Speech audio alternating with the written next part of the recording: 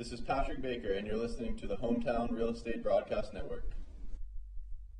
Hey Blue Crabs fans, make sure to visit the All-American Steakhouse and Sports Theater at 35 St. Patrick's Drive, right here in Waldorf, for some great food with great friends.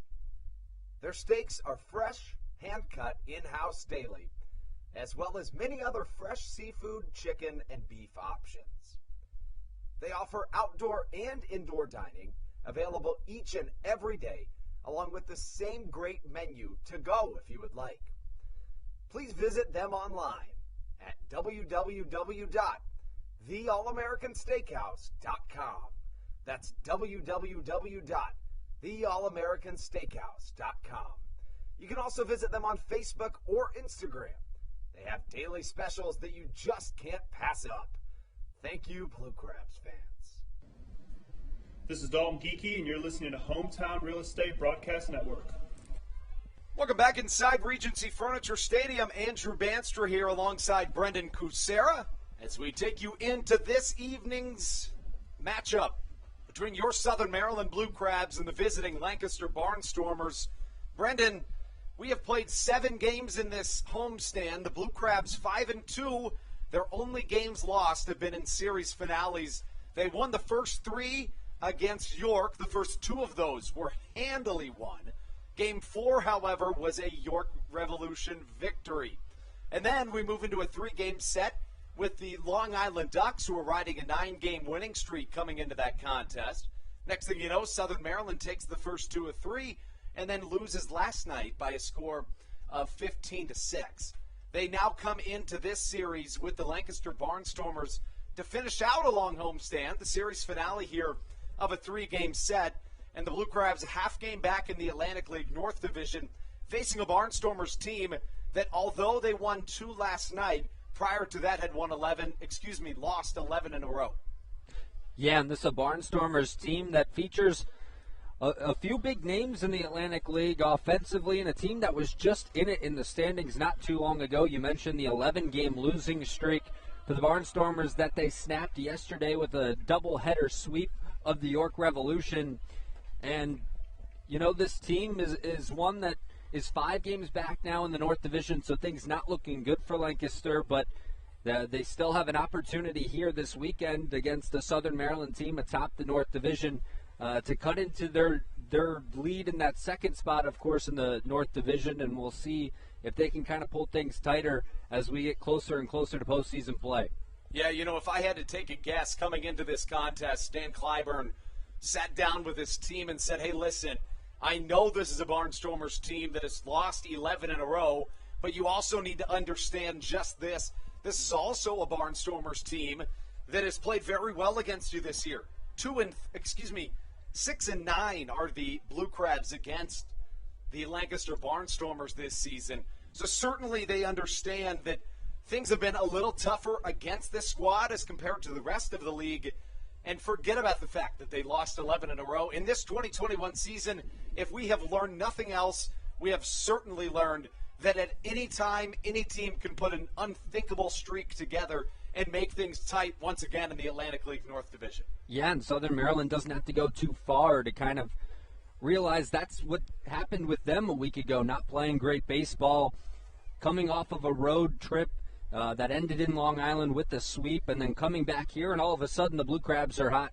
They've won 5 of 7 at home. So, and they're now 2-3 against Lancaster at Regency Furniture Stadium. So a team that they obviously, as you mentioned, have struggled with. So we'll have to see if the Blue Crabs can kind of put their struggles this season behind them, but not take this team too lightly either in Lancaster, because obviously recently things haven't gone well for them, but they've had the upper hand against Southern Maryland this season.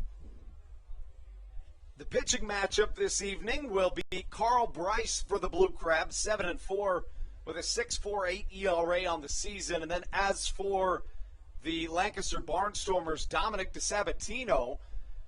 DeSabatino at one time had the most wins in the Atlantic League with 9, having won, I think it was 6 decisions in a row. A guy that's been good this season, but certainly the ERA high as well, up at 8.23. Yeah, and he's 2-1 versus Southern Maryland this season. He's given up 8 runs in 19 1/3 innings of work. So a guy who's had a little bit of success, has found a way to win games against the Blue Crabs. And you mentioned the 8.23 ERA over 93 innings pitched, a 198 whip. So a very hittable pitcher, and a guy in his last start who gave up 10 earned runs and a club record 5 home runs by a starting pitcher. So he's had his struggles, but against Southern Maryland, he's found a way to win ball games, and we'll see if he can continue that success tonight. Southern Maryland will put up a lineup that's going to be difficult to face tonight, really, for anybody, especially somebody coming off that situation in which he let up 10 earned, and, you know, the 11-game losing streak certainly is going to put a chip on the Barnstormers' shoulder. What's your message tonight coming into this game if you're Stan Clyburn and the Blue Crabs? Don't take Lancaster too lightly. I mean, this is a team that kind of limps in here. Obviously, they get the doubleheader sweep yesterday, but a team that's been limping over the last week and a half or so, and a team that's struggling. But if you take them lightly, this could easily turn into an ugly weekend for the Blue Crabs, and there's a lot of momentum for Southern Maryland right now. Try and feed off of that momentum. It's the last series before you go back out on the road, and it's important to close things off right here at Regency Furniture Stadium to propel you into that road trip and keep things going, because they're still in a playoff push. Nothing is guaranteed for Southern Maryland right now. They're in second in the North Division. Obviously, we've mentioned the different situations in which they can make it and not make it. And you want to win that North Division if you're the Blue Crabs, and you've got to win every series that you play. And they've done that to this point in the homestand, and we'll see if they can continue that this weekend. The Blue Crabs 20-18 in the second half, 51-47 on the season. The Barnstormers 16-23 in the second half. You'll remember before that 11-game losing streak, they were tied with the Blue Crabs for first place in the Atlantic League North Division. A 46-53 record on the season for the Barnstormers. You mentioned the playoff berth possibilities, really to make things easy. If you're Southern Maryland, you can forget about all the math. If the Blue Crabs, A, win the second half in the Atlantic League North Division, or B, the High Point Rockers win the second half in the Atlantic League South Division. Things get a little bit tricky if neither of those two things occur, but still a real possibility to make the playoffs if neither of those do. Let's get to the starting lineups real quick. Of course, right here on the Hometown Real Estate Broadcast Network, the Lancaster Barnstormers lineup coming at you first. The second baseman, Melvin Mercedes, lead things off. Batting second, the center fielder, a longtime MLB veteran, Alejandro De Aza. Batting third, the first baseman, number 30, Kelly Dugan. Batting fourth, the cleanup man, the right fielder, Ladarius Clark. Batting fifth, the left fielder, Caleb Gendel. Batting sixth, the designated hitter, Blake Galen. Batting seventh, the third baseman, Blake Allemond. Batting eighth, the catcher, number 19, Anthony Peroni. And batting ninth, the shortstop, Cleo Luis Rondon. Again on the mound for the Barnstormers, the right-handed pitcher, number 34, Dominic DeSabatino. The starting lineup for your Blue Crabs reads as follows. Leading off, the left fielder, Matt Hibbert. Batting second, the right fielder, Ruby Silva. Earlier today, the Atlantic League announced Silva as their player of the month in the month of August. Batting third, Jovan Rosa, with Zach Collier getting in the 4th spot tonight. Batting fifth, Josh McAdams, the first baseman, followed by Joe DeLuca, the catcher, and the second baseman, Tucker Nathans. Batting eighth, the third baseman, Jordan Howard, and the shortstop, Michael Baca, bats ninth. On the mound for the Blue Crabs, once again, number 46, the right-hander, Carl Bryce. As we send it to a quick break, we'll be right back with Blue Crabs baseball on the Hometown Real Estate Broadcast Network. This is Patrick Baker, and you're listening to the Hometown Real Estate Broadcast Network. Hey Blue Crabs fans, make sure to visit the All-American Steakhouse and Sports Theater at 35 St. Patrick's Drive, right here in Waldorf, for some great food with great friends. Their steaks are fresh, hand-cut, in-house daily, as well as many other fresh seafood, chicken, and beef options. They offer outdoor and indoor dining, available each and every day, along with the same great menu to go if you would like. Please visit them online at www.theallamericansteakhouse.com. That's www.theallamericansteakhouse.com. You can also visit them on Facebook or Instagram They have daily specials that you just can't pass up. Thank you, Blue Crabs fans. When you need a win on the road, don't get left stranded. Make AAA part of your roster and you'll always have someone on deck ready to get you home. AAA also offers car care, insurance, and travel services, and has stores conveniently located for Blue Crabs fans in Brandywine, Crofton, and Alexandria. Don't forget to ask them about membership discounts for military and first responders. Please visit AAA.com to learn more or to find a AAA location near you.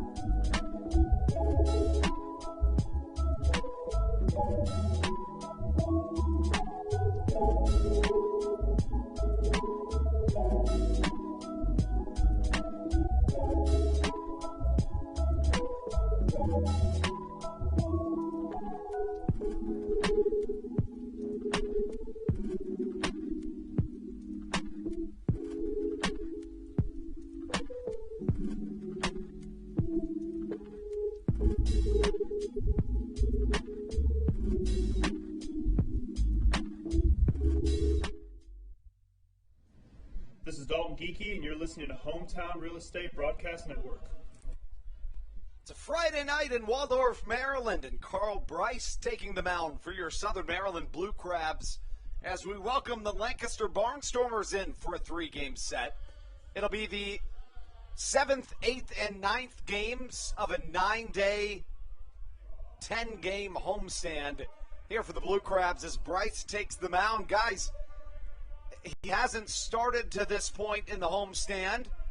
Missed his last spot in the rotation, but Bryce has been a guy that when he's been really on, he's been really on. And when he hasn't, he's been probably good enough to still win you a game, but not always meeting his peak, as, you know, most people don't. But a guy that can be really exciting to watch on the mound. What do you need to see out of Carl Bryce this evening?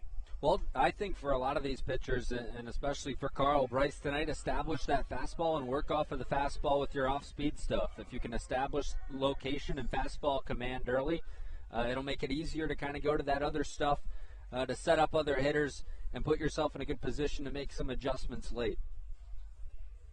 Top of the first incoming, it'll be Melvin Mercedes to lead things off. The Lancaster Barnstormers won both games of a doubleheader last night, but prior to that had lost 11 straight, and they're going up against the Blue Crabs team that's been really good here at home in the second half. For the Blue Crabs, 6-10 on the road in the second half, but 14-8 here at Regency Furniture Stadium in the second half of the season, propelling Southern Maryland to a really solid record at 20-18 in the second half. But we've talked about it time and time again, a team that generally plays right around that 500 mark. And just for a sense of comfortability, you'd love to see them kind of expand that margin that they found here at home, especially the closeout homestand. Yeah, no doubt about it. You've got to play your best baseball at home, take care of, business at home, and especially with these long road stands and road trips and home stands. You've got to take care of business here at home. They didn't play well on the road last week, and obviously a road trip upcoming. So put yourself in the best position you can in the division when you leave Southern Maryland and head out to the road next week. Melvin Mercedes will lead things off for the visiting Lancaster Barnstormers. Andrew Banster alongside Brendan Casera here this evening. Carl Bryce out onto the mound, and his first pitch, a called strike. Good start to the evening from the right-handed pitching Carl Bryce.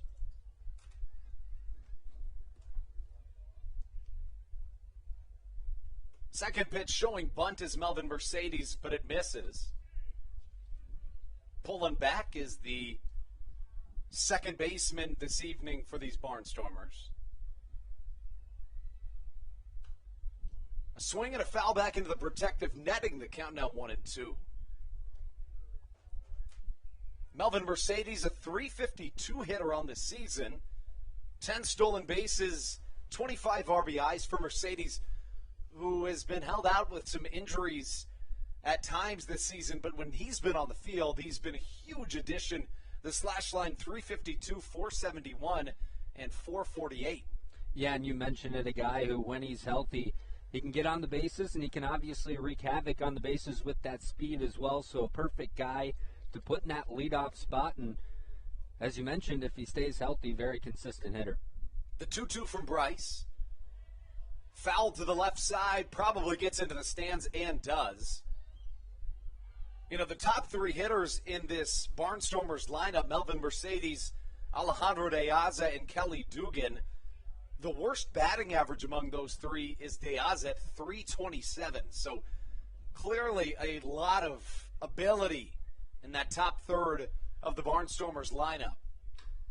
Line drive up the middle, a little drop in the outfield for a base hit. A good fight between Carl Bryce and Melvin Mercedes.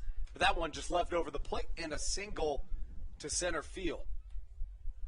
And you mentioned it earlier, just this top of the order, a team that was just recently there in the standings with the Blue Crabs. And so, you know, this is a team that's more than capable of coming in here and winning a series or sweeping a series. So you've got to be really careful, especially at the top of the order. Don't let them have too much success early and get confidence as they move throughout their at-bats through the rest of the weekend. That brings up the MLB veteran, a longtime MLB veteran, Alejandro De Aza. De Aza was the first overall pick in the New Britain Bees dispersal draft after the 2019 season. Of course, the players that were on contract for the New Britain Bees, they all went to a pool, and each manager had a chance at drafting them. The first pick in the draft went to the Barnstormers, who had the worst overall record in 2019. Carl Bryce back out into the mound. He faces De Aza, who sees a 1-ball, 1-strike count.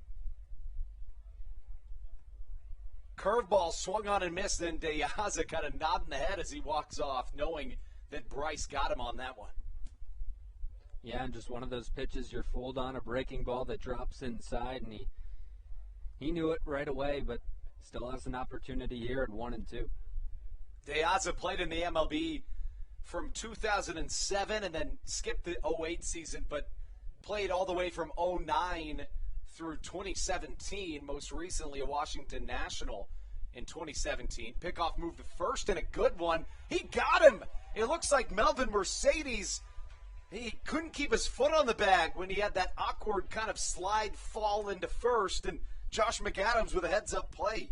Yeah, and you're exactly right. Mercedes got back in time, and then the foot lifted off of the bag at the last second. McAdams, as you mentioned, heads-up play to continue with that play, and they eventually get him out, and a bad base-running mistake to start for Lancaster. And that's exactly what you want if you're Carl Bryce, as a ball gets over Tucker Nathan's head, who plays second base this evening, fielded by Zach Collier in center. So back-to-back singles, but one away and just a runner on first. And that's one of those situations, if you're Lancaster, you just can't afford early. You get the guy on to start things off, and then De Aza up to the plate. And right now it should be first and second with nobody out against Bryce, but instead just a runner on first and one down. So that brings up Kelly Dugan, the left-handed hitting first baseman, awaiting Bryce's first delivery. The pitch misses outside.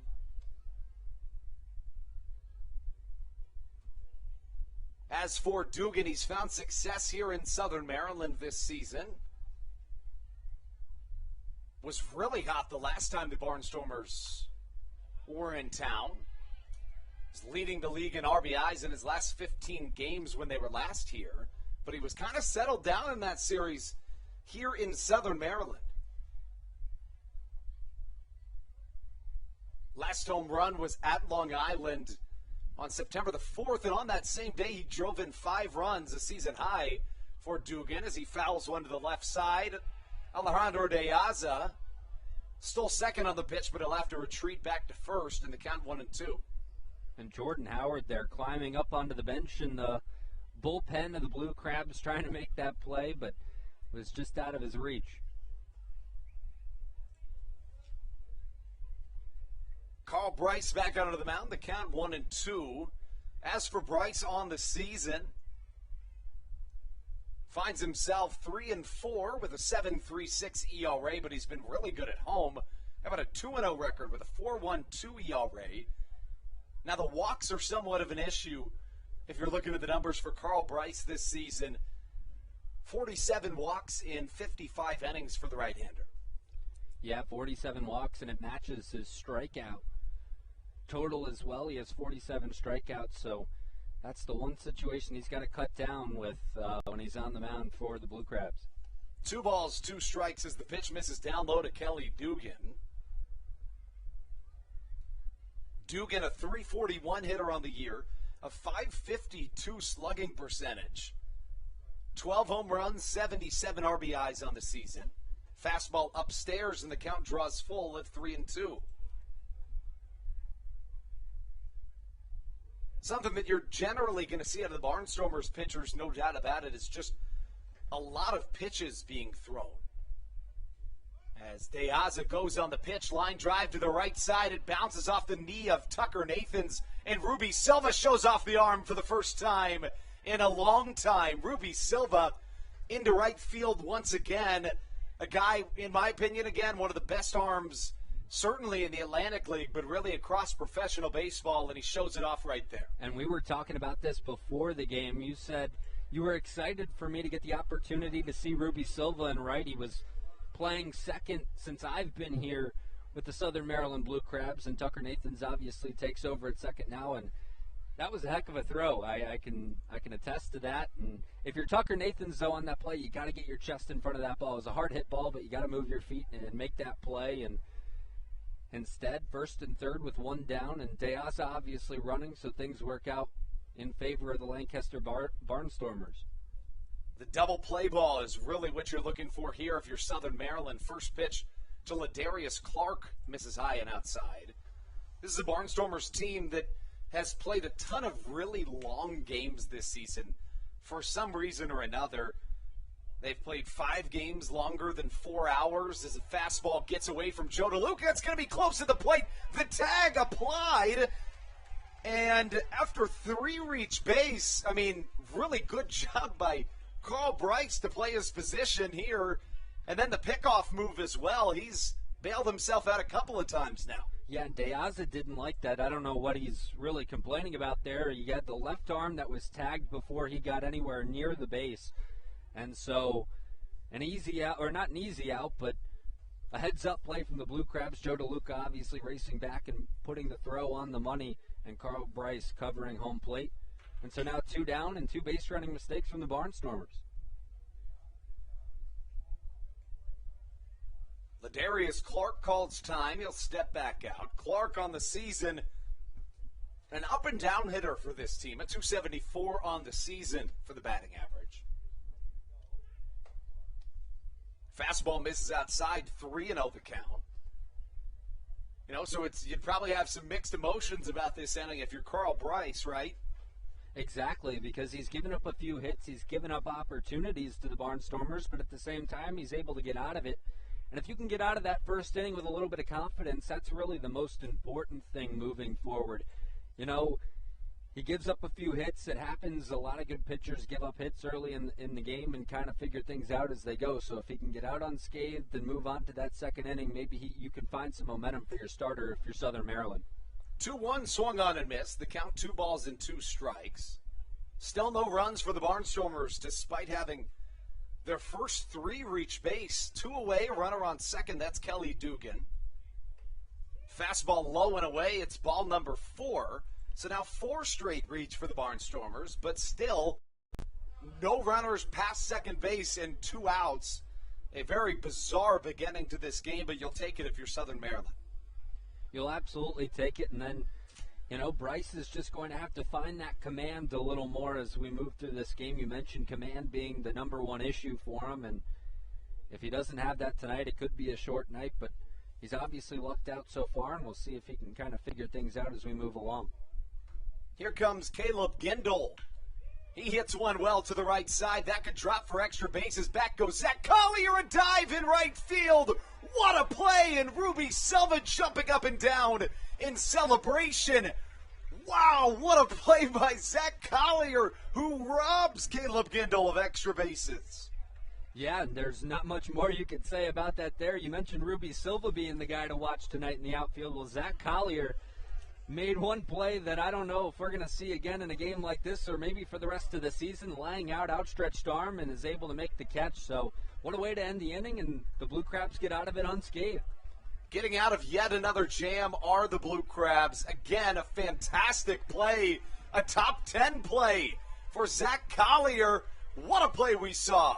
We'll be right back when we come back with the Blue Crabs coming to the plate. It'll be Matt Hibbert, Ruby Silva, and Jovan Rosa on the Hometown Real Estate Broadcast Network.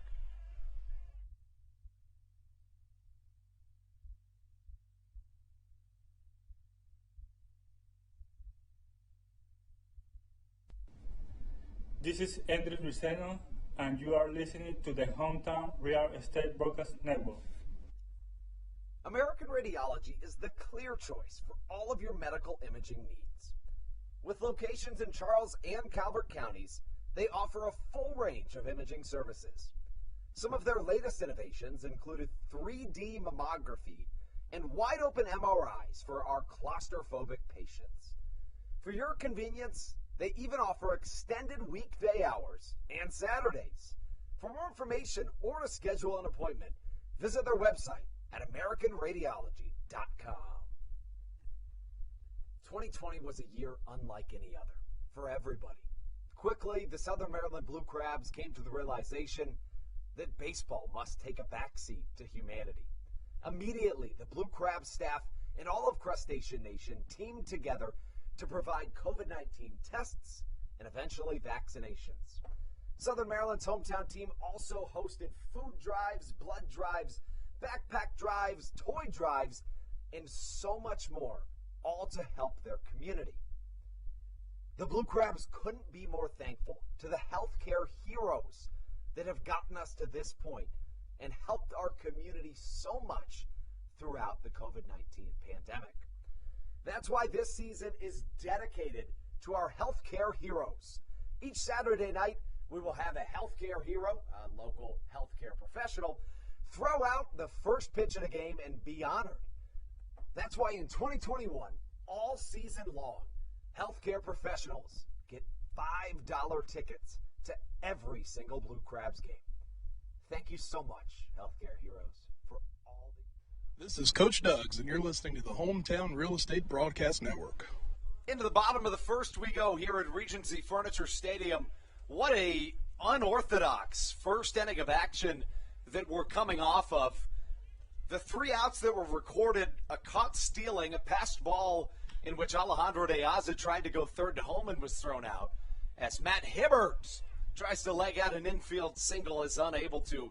Out number 1 recorded, but then of course out number 3 coming in the form of a phenomenal all-time catch from Zach Collier. Yeah, and your defense backs you up when you're struggling, and the Blue Crabs defense did it there with Zach Collier. And, you know, if you're Carl Bryce, not the best inning you've had probably throughout the season, but, you know, defensively they back you up. Some plays are made. Obviously, you mentioned the unorthodox nature of that first inning, and you move on. It's 0 on the board for the Barnstormers, and kind of get ready for inning number 2 and try and forget about the hits you gave up.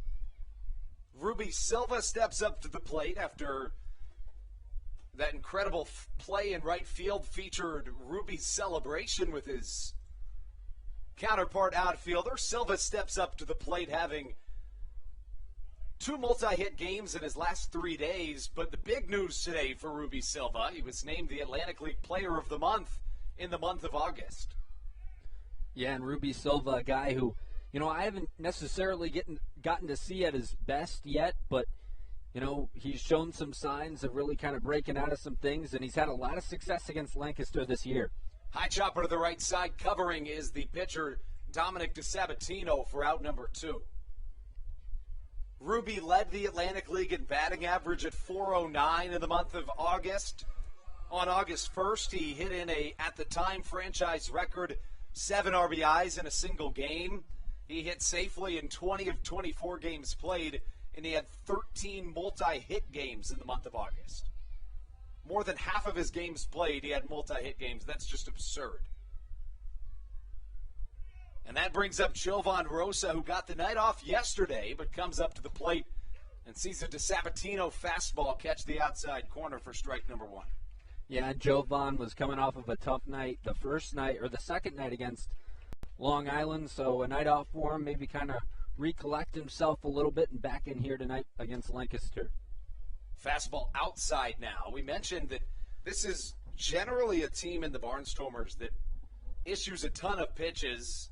Their broadcaster, Dave Collins, was telling me that despite being just a little over their 90th game of the season, the time of play adds up to what would equivalent to 120 average length 9-inning games. So their games, on average, have been 25% longer than anybody else in the Atlantic League. That's a pretty significant thing, and their starting pitchers just, they do well, but they just do a lot of strikes, or throw a lot of strikes and throw a lot of pitches in general. As the fastball is flared to the right side, foul.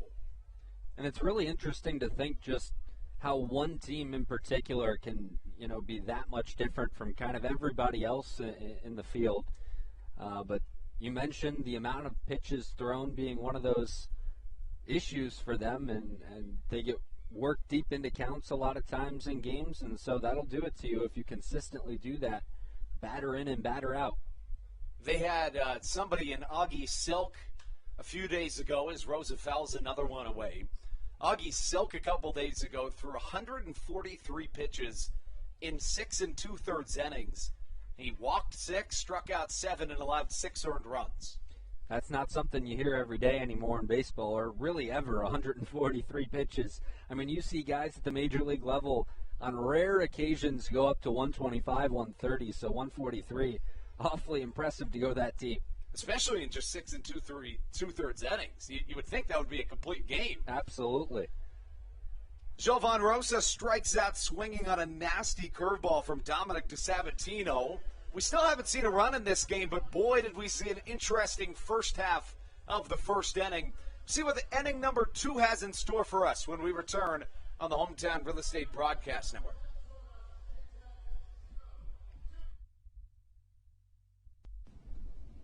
This is Patrick Baker, and you're listening to the Hometown Real Estate Broadcast Network. Hey, Blue Crabs fans, make sure to visit the All-American Steakhouse and Sports Theater at 35 St. Patrick's Drive, right here in Waldorf, for some great food with great friends.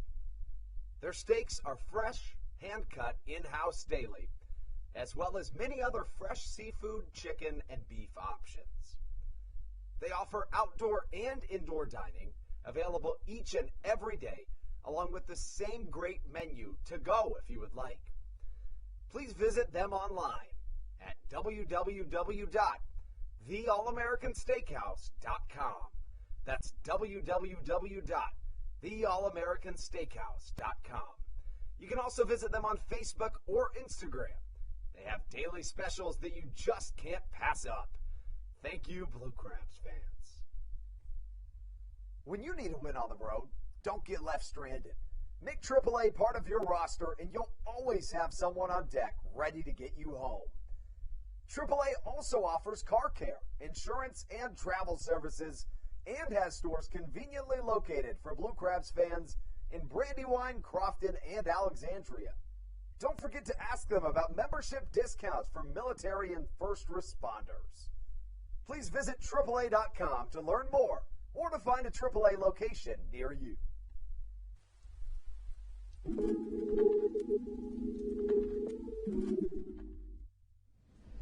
This is Dalton Geeky, and you're listening to Hometown Real Estate Broadcast Network. Top of the second we go here at Regency Furniture Stadium. It's Carl Bryce back onto the mound. He'll face off against Blake Galen, Blake Allemand, and Anthony Peroni here in the top half of the second inning. Carl Bryce only recorded one traditional out back in that first inning of work. And I mentioned establishing the fastball in that first inning. He threw 23 pitches, 21 of them were fastballs from Carl Bryce. So looking to just get a feel for that fastball early.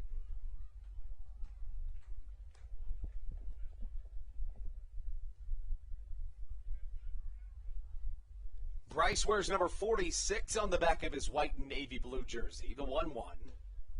Inside it misses. 2 balls and a strike to count.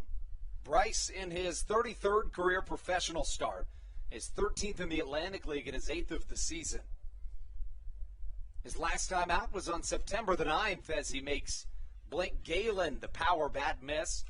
Interesting note about Blake Galen, who is, by all intents and purposes, more than a fan favorite in Lancaster. He is intertwined with that community, so certainly loved in that city. But he also played in the Olympics this summer. Played for Team Israel. Believe he had a home run in the Olympics, and now he comes back and continues to perform here in the Atlantic League.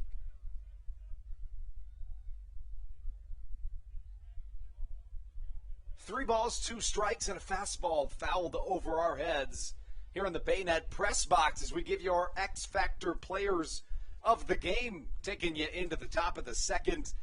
Mine tonight got to be Zach Collier. And, of course, that's easy to say after that catch he made in center, but I think he's going to do it with the bat, too. And mine tonight going to be Ruby Silva, a guy who, over the last week and a half hasn't played his best, as this one might be coming our way. Uh-oh, it's going to be close if it doesn't. Right on top of our heads. Just missed us. I saw Matthew got a ball I was last going to night. say. But back to Ruby Silva. He's batting .385 this season against Lancaster. The best only behind Joe DeLuca, who hits .391 against these Barnstormers. So for me, Ruby Silva, the guy gets back in right field tonight, has showed signs of really breaking through and getting back to his old self, and we'll see if he can really turn it on this weekend. The 3-2 line drive to the right side. Over goes Ruby Silva. He'll miss it. Have to go back to that sign in right field. There's Blake Galen on a 3-2 pitch. Lines one into right field. And that just looked like a fastball that Bryce was beat on again. And, the one complaint I'll have about his pitching so far is just the fact that he really hasn't mixed up pitches a whole lot. When you throw the fastball 90% of the time like he's doing, eventually a hitter's going to time it up, and they're going to sit on that fastball. They're going to make those adjustments and notice that pretty quickly. He might not have a great feel for the changeup or the slider, but you're not going to get by just throwing fastballs tonight. So at one point or another, he's going to have to make the decision to go out there with a few more changeups and sliders and mix things in more. Fastball high and outside. It misses to Blake Allemand, who steps up. Allemand finds himself as a really reliable bat in this Lancaster order, .271 hitter, but the .523 slugging percentage, something that you love to see out of the 7-hole. 20 home runs on the season for Allemand, 50 RBIs, also 5 stolen bases for the switch-hitting infielder. And there's a lot of guys, I swear, with sneaky power in this Atlantic League. Another guy who doesn't look like he would hit 20 home runs in a season, but nonetheless, he's found 20 home runs and has that .523 slugging percentage, as you've mentioned. Right over our heads once more, as we've seen a ton of foul balls. And, really a lot just for being in the second inning that have landed on top of our heads. Yeah, and it's pretty tough to get it to us. Yesterday, I think it bounced kind of off of the stairs and got to Matthew at one point, but I'd like to see one make it our way maybe at one point or another. It's such a weird angle to get up and to get in here. We've got that little overhang just covering us enough to where if it's popped straight up, it probably won't get to us. It's true. Now, with that being said, I just thought about this. We always talk about, man, I wish a ball would get up here. But it also shows that we're in a pretty good spot or at least the netting is well positioned that it's not supposed to get up here. Yeah, we got a lot of technology up here, so probably a good thing that it's not it doesn't happen too often. Ball number 4 misses outside, and Blake Alleman draws a 5-pitch walk. And now, to this point in the game, the Barnstormers have put up 7 batters to the plate. Only one of them has not reached base. And what a difference between half innings. You think back to that first inning, a long inning against Carl Bryce, an inning that Lancaster should have scored in realistically, and then you move on to the Blue Crabs half, and it was a quick 1-2-3 inning worked by DeSabatino, and so just a tale of two different teams really early on in this one. Obviously, we haven't gotten to see the Blue Crabs line up for a second time yet. Bryce with runners on first and second, nobody out. A big lead at second and a fastball that misses low and away. 1-0 the count. At the dish, Anthony Peroni, the catcher, wears number 19 on the back of his red Lancaster jersey. A .260 hitter on the year. 1 home run, 29 RBIs. That 1 home run was right here in Southern Maryland back in early June. Bryce a look back to second. Pickoff move, just making sure Blake Galen's not getting too far off.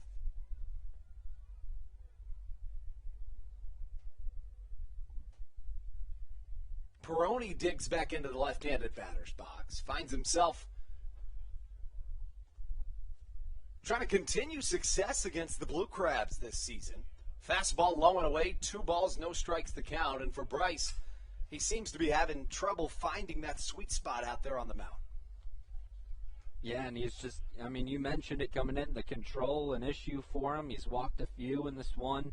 A guy with 47 walks this season, so, you know, not a good sign early if you're Stan Clyburn's squad and trying to stay in this one, but, you know, they've been lucky so far, and the score still zeros on the board.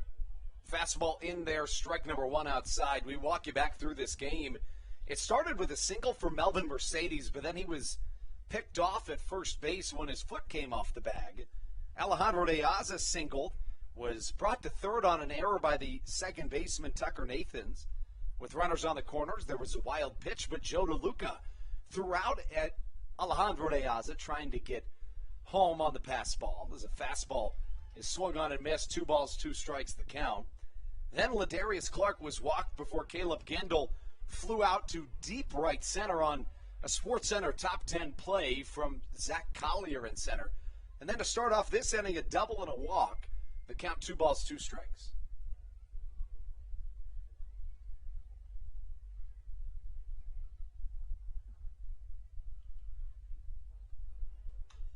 Fastball straight up into the infield grass. In comes Josh McAdams.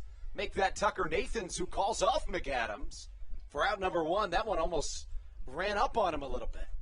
Yeah, Nathan's able to make the play, and a huge out for Carl Bryce there as the runner's unable to advance, 1 down now in the inning. So really sets up an opportunity for Bryce to get out of this inning unscathed again, despite Lancaster threatening, but he's still got a few more batters he's got to get through.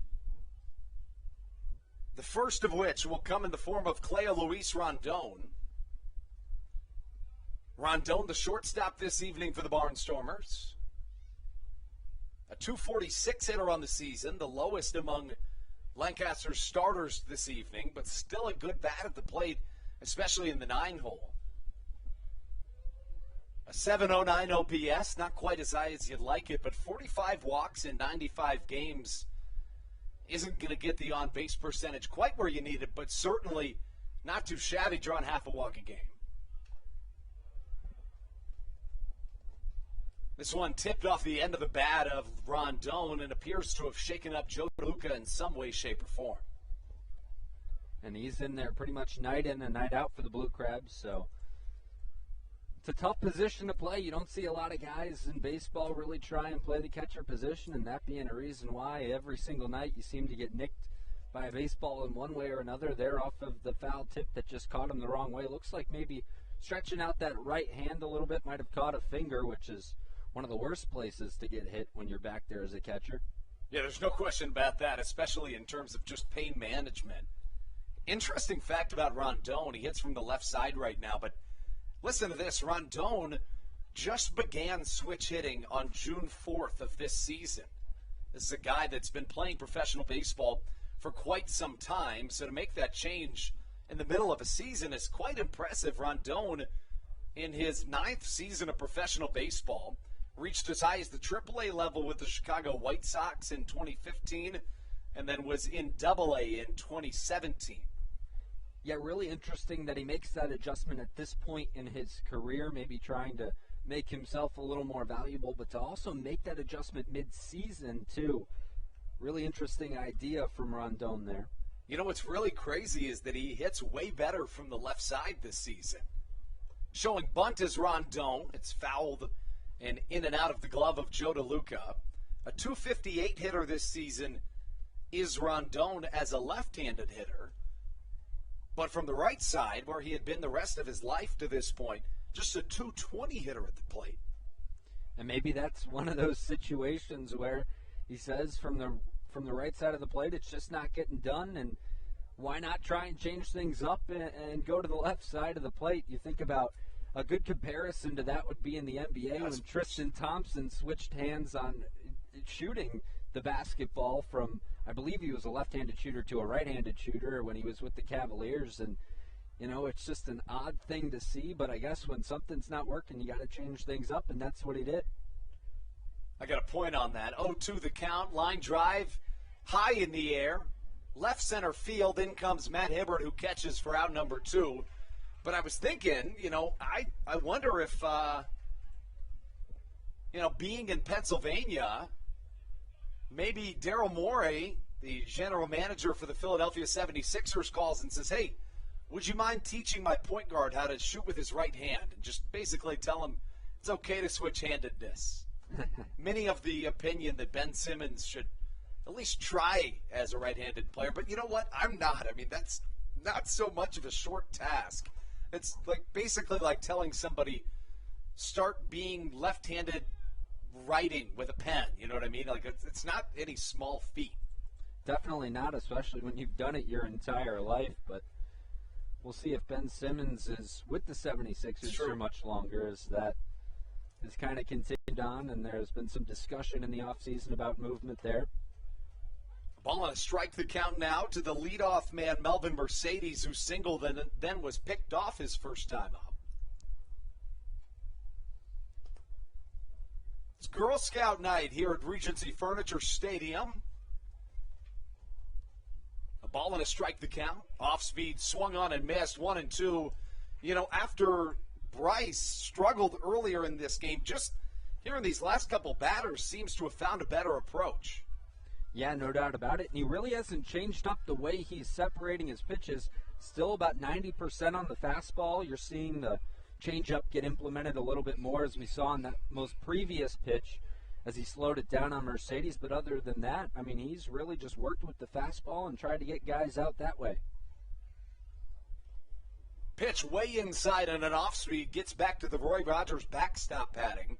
And now runners at second and third. Bryce has really tiptoed around a lot of danger to this point in the evening, which it's a good thing that no runs have come around to score. But generally, when you see a guy with a high whip, and Bryce doesn't necessarily have one, but this evening he certainly does, if they're able to avoid danger, oftentimes that comes to a crashing end at some point in the evening. You can only let so many runners on without allowing them to score. And the hope if you're the Blue Crabs is really just that he doesn't have a feel for his pitches quite yet, and as you progress through the game, he starts to develop that, but he's got to get out of this jam once again like he did in the first inning to have that chance to really get a feel and settle in this one. After that single in the first inning, Melvin Mercedes now all the way up at .355 for the batting average. 3 balls, 2 strikes. The pitch from Bryce fouled over our heads to the left side, and it'll be a souvenir. A fair amount of pitches thrown to this point in the evening. Pitch number 50 from Carl Bryce will be his next. Could very well be a bullpen night.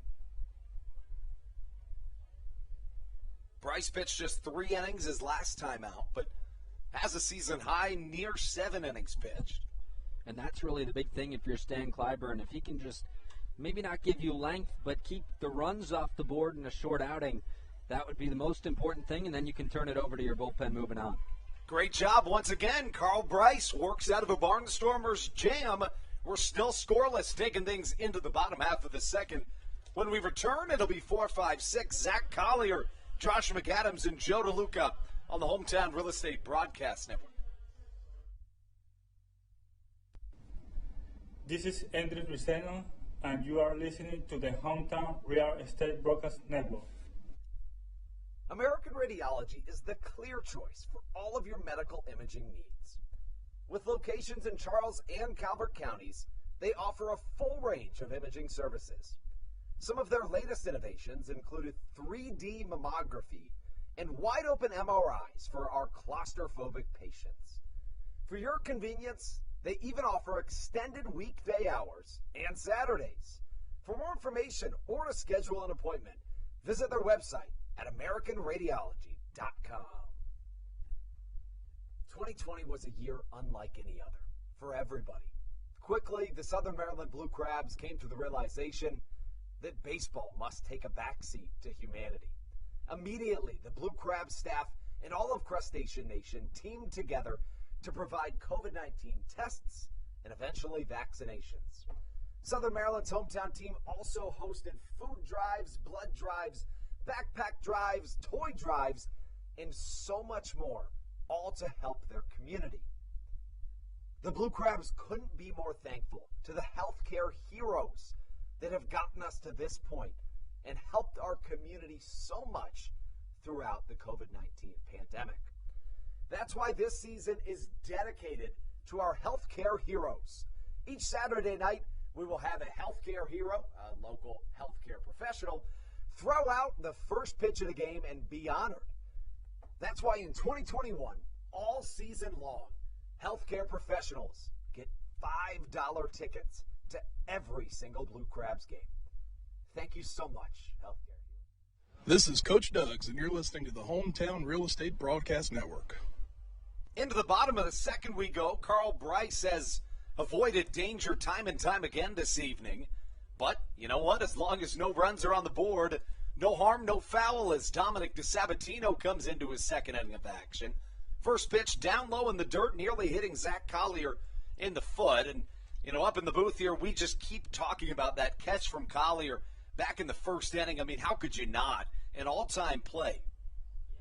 One of those plays that with Zach Collier racing out there, and, you know, you stretch out as far as you can if you're Collier and try and make that play, and he does so.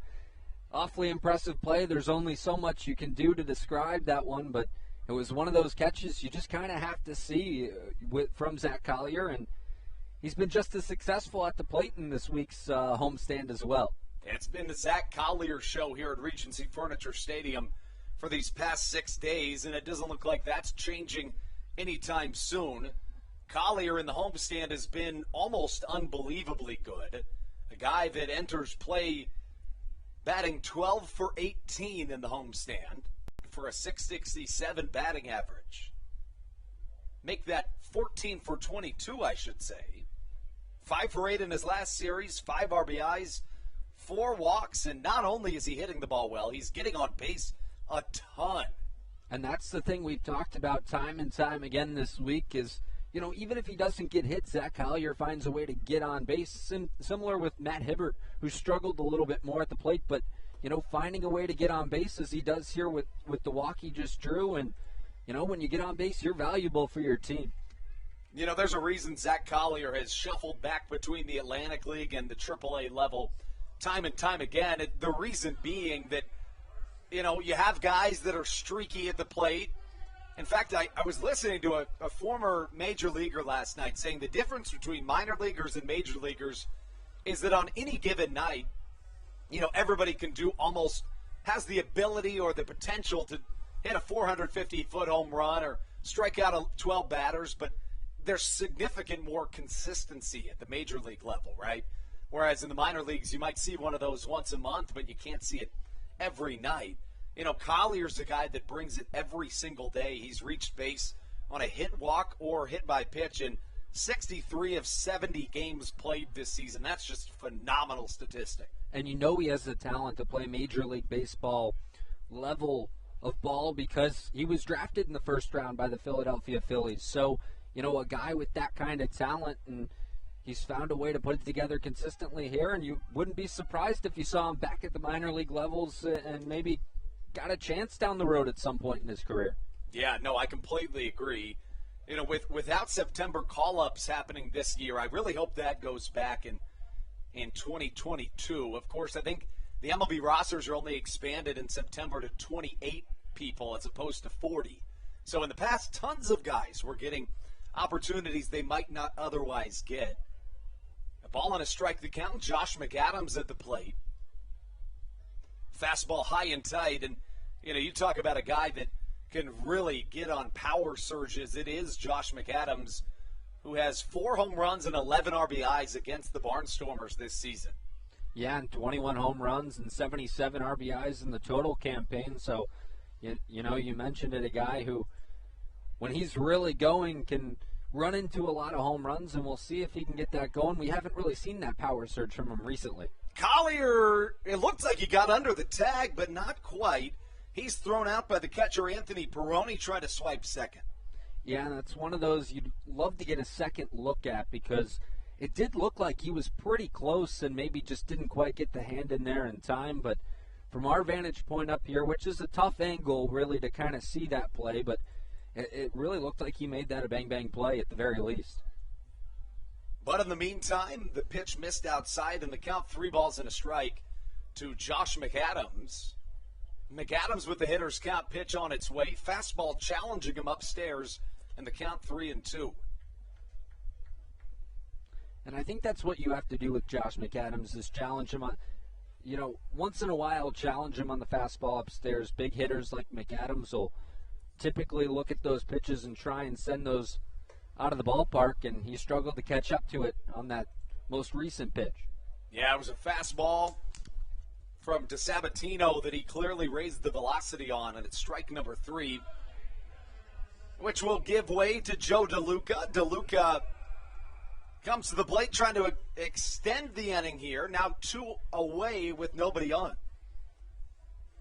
And another guy in DeLuca who's had success against Lancaster, hitting .391, 2 home runs, 7 RBIs. He leads the team in average against these Barnstormers. So a guy who's had some success this week, driving in runs when Southern Maryland's really needed them, and we'll see if he can continue his success against the Barnstormers in this one.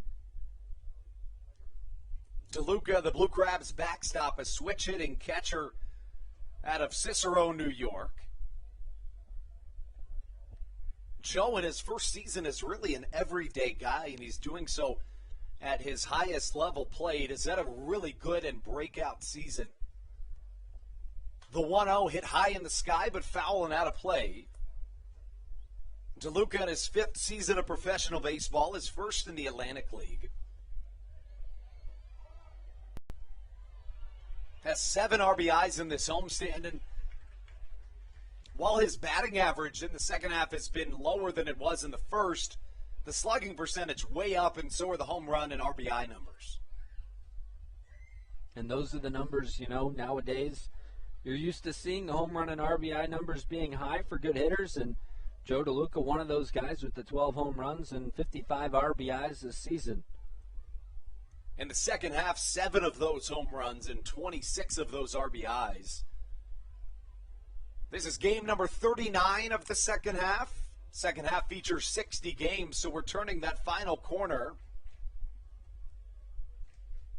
And this is where the baseball season gets especially fun, when everything is so high stakes.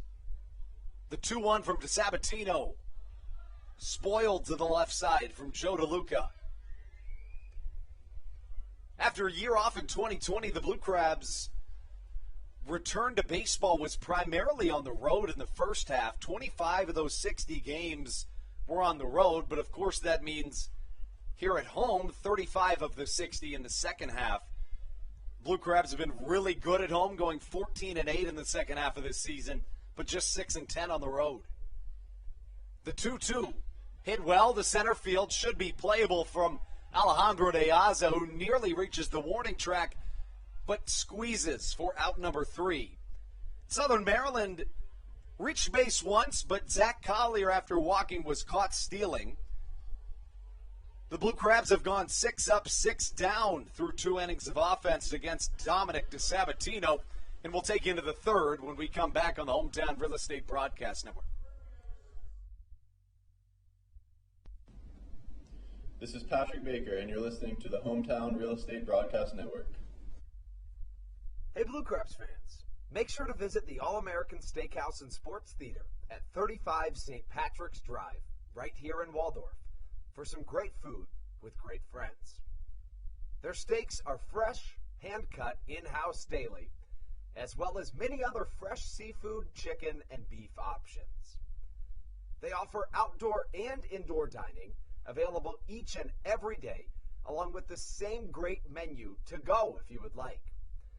Please visit them online at www.theallamericansteakhouse.com. That's www.theallamericansteakhouse.com. You can also visit them on Facebook or Instagram. They have daily specials that you just can't pass up. Thank you, Blue Crabs fans. When you need a win on the road, don't get left stranded. Make AAA part of your roster, and you'll always have someone on deck ready to get you home. AAA also offers car care, insurance, and travel services, and has stores conveniently located for Blue Crabs fans in Brandywine, Crofton, and Alexandria. Don't forget to ask them about membership discounts for military and first responders. Please visit AAA.com to learn more or to find a AAA location near you.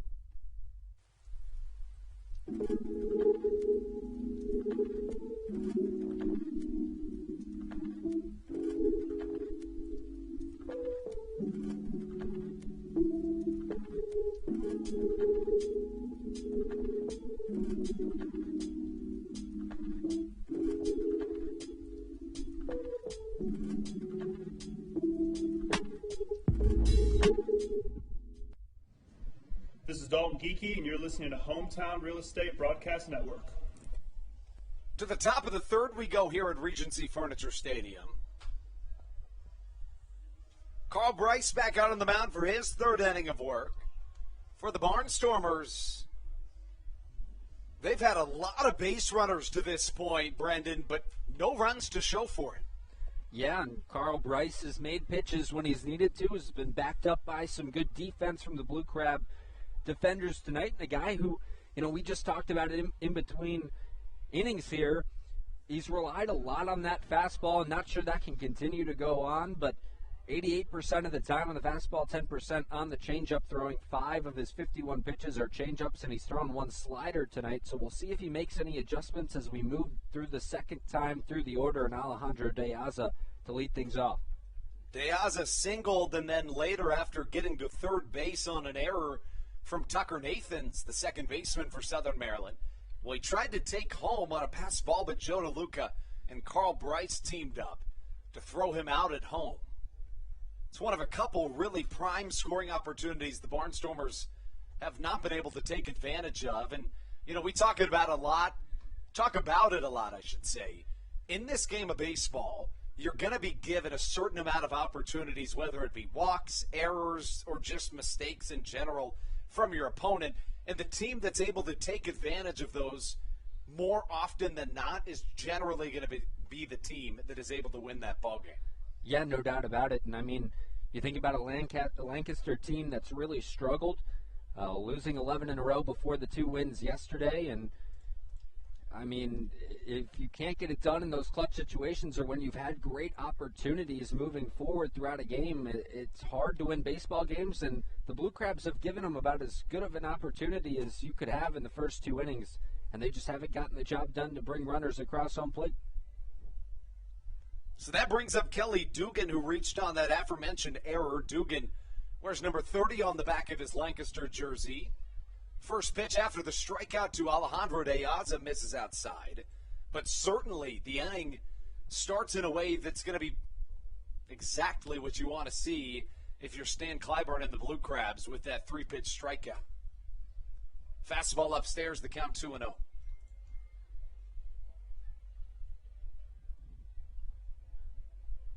The Blue Crabs, a half game back of the Atlantic League North Division leading Long Island Ducks, who the Blue Crabs just took 2 of 3 from.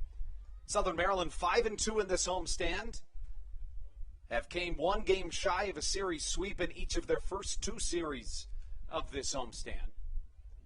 2-1, misses down low, the count 3-1.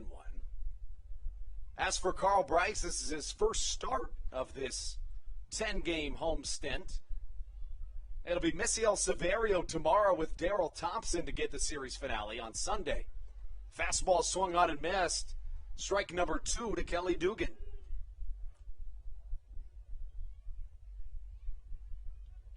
Ladarius Clark awaits on deck. He walked his last time up. The payoff pitch from Carl Bryce.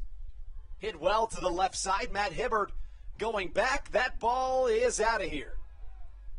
Bounces off the picnic deck and gets out of here in a hurry off the bat of Kelly Dugan, who strikes first in this game. And I guess if you're Lancaster, after all these missed opportunities, your power guy might just say, you know what, I'll just do this myself. Yeah, why not? And there, some sneaky pop to the opposite field from Dugan. Is I really thought, especially watching the outfielder and Hibbert race back to it, that was going to be a ball caught around the track, and it just continued to carry out of here. And yeah, Lancaster has provided a lot of opportunities for themselves early, but couldn't get the job done. So I guess you got to hit it over the fence to bring the runs in. 13th home run of the year for Kelly Dugan, his 78th RBI. Carl Bryce now faces the cleanup man and Ladarius Clark in a newfound Barnstormers lead here in the 3rd. Fouled over our heads here in the Bayonet press box. 1-1 the count. You know, you go back to that Daryl Thompson start a few days ago against the Ducks, in which he allows 4 runs in the first and then proceeds to throw 7 shutout innings. You know, you could make the argument that Lancaster finally putting some runs up has to do at least a little with this being the second time through the lineup for Carl Bryce, but it really, again, just shines the light on how incredible that performance was from Thompson. Yeah, to be able to go second time through the order. And, I mean, I think, you know, when we called that game, it was the impressive adjustments. We mentioned it in the first inning of that game. Daryl Thompson has to make adjustments as we move through, because obviously in the first inning his game plan wasn't working, and to see those adjustments happen in real time and for him to put zeros on the board the rest of the way just shows you how great of a pitcher Daryl Thompson is. Another fastball swung on and missed. So 2 Ks in this inning, the first 2 of the game for Carl Bryce. But, you know, I would make the argument that while, of course, you'd love in an ideal world Thompson to throw, you know, all shutout innings, in my opinion, that was almost a little bit more fun to see him struggle at the start and watch him make those adjustments in real time and just fool a ton of really good batters, most of them MLB veterans with the Ducks, as a single drops in front of the right fielder, Ruby Silva, coming off the bat of Caleb Gindel. Yeah, and to make the point, too, you know, you go in with a game plan to not really use some of those pitches like the slider and the changeup as much from Daryl Thompson, and to be able to make that adjustment in-game and then to be able to command those pitches in-game is what's so impressive about that performance, because he obviously went into the game with one game plan, had to make the adjustment, probably didn't warm up too much on the slider and the changeup, and just came right out and commanded those pitches and took advantage of Long Island as we moved through that game. You know, and you wonder if Daryl Thompson, the pitching coach for the Blue Crabs, is saying, you know, something similar to Carl Bryce here, right? Generally, you see Thompson rely a lot on the fastball curveball. It's been mostly fastballs this evening from Bryce. The 1-0 swung on, fouled back. And I make the point, too, that honestly, I think Bryce, this might be, despite the 1 run, Bryce's best inning to this point. Only 1 base runner, obviously the home run, and that's going to happen when you throw that many fastballs. Eventually a guy is going to get on one and drive it out of the park. But outside of that, he's been able to strike out a few guys and had a few quicker at-bats. So, you know, maybe he is kind of turning a corner. It's just when you rely on that fastball so much, these are professional hitters. They're going to time one up, put the barrel on it, and Kelly Dugan was able to do that for the Barnstormers. A ball and 2 strikes the count. At the plate, Blake Galen, who doubled his last time off. That led off the second inning. Off speed, swung on and missed. So Bryce allows one and then another hit, but strikes out the side. 1 run through 3 innings for the Barnstormers on 5 hits and 1 Blue Crabs error. Southern Maryland still hitless. They have reached base once, but they'll look to break the scoring column when we come back in the bottom half of the third. It'll be Tucker Nathans, Jordan Howard, and Michael Baca when we return on the Hometown Real Estate Broadcast Network.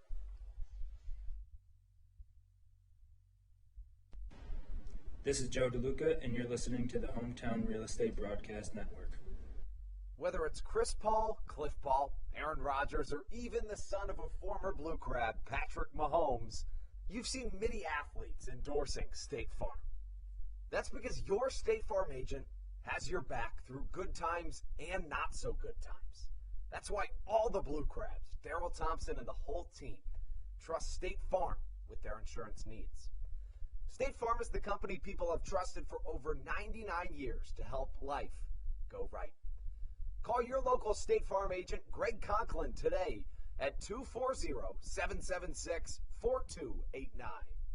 When you're in the market to buy or sell a home, call Tony McClure of Century 21 New Millennium and his Grand Slam team, the realtor of the Southern Maryland Blue Crabs since our first season in 2008. Tony and his team of preferred partners includes Tim Murphy of CNF Mortgage and Steve Scott of the Scott Law Group. Together, they will ensure that your real estate needs are nothing short of a grand slam. The quality service you will receive is Hall of Fame worthy. Put Tony's 41-plus years of experience to work for you. Call or text Tony today at 301-928-1280 for your personal grand slam experience. Go Blue Crabs.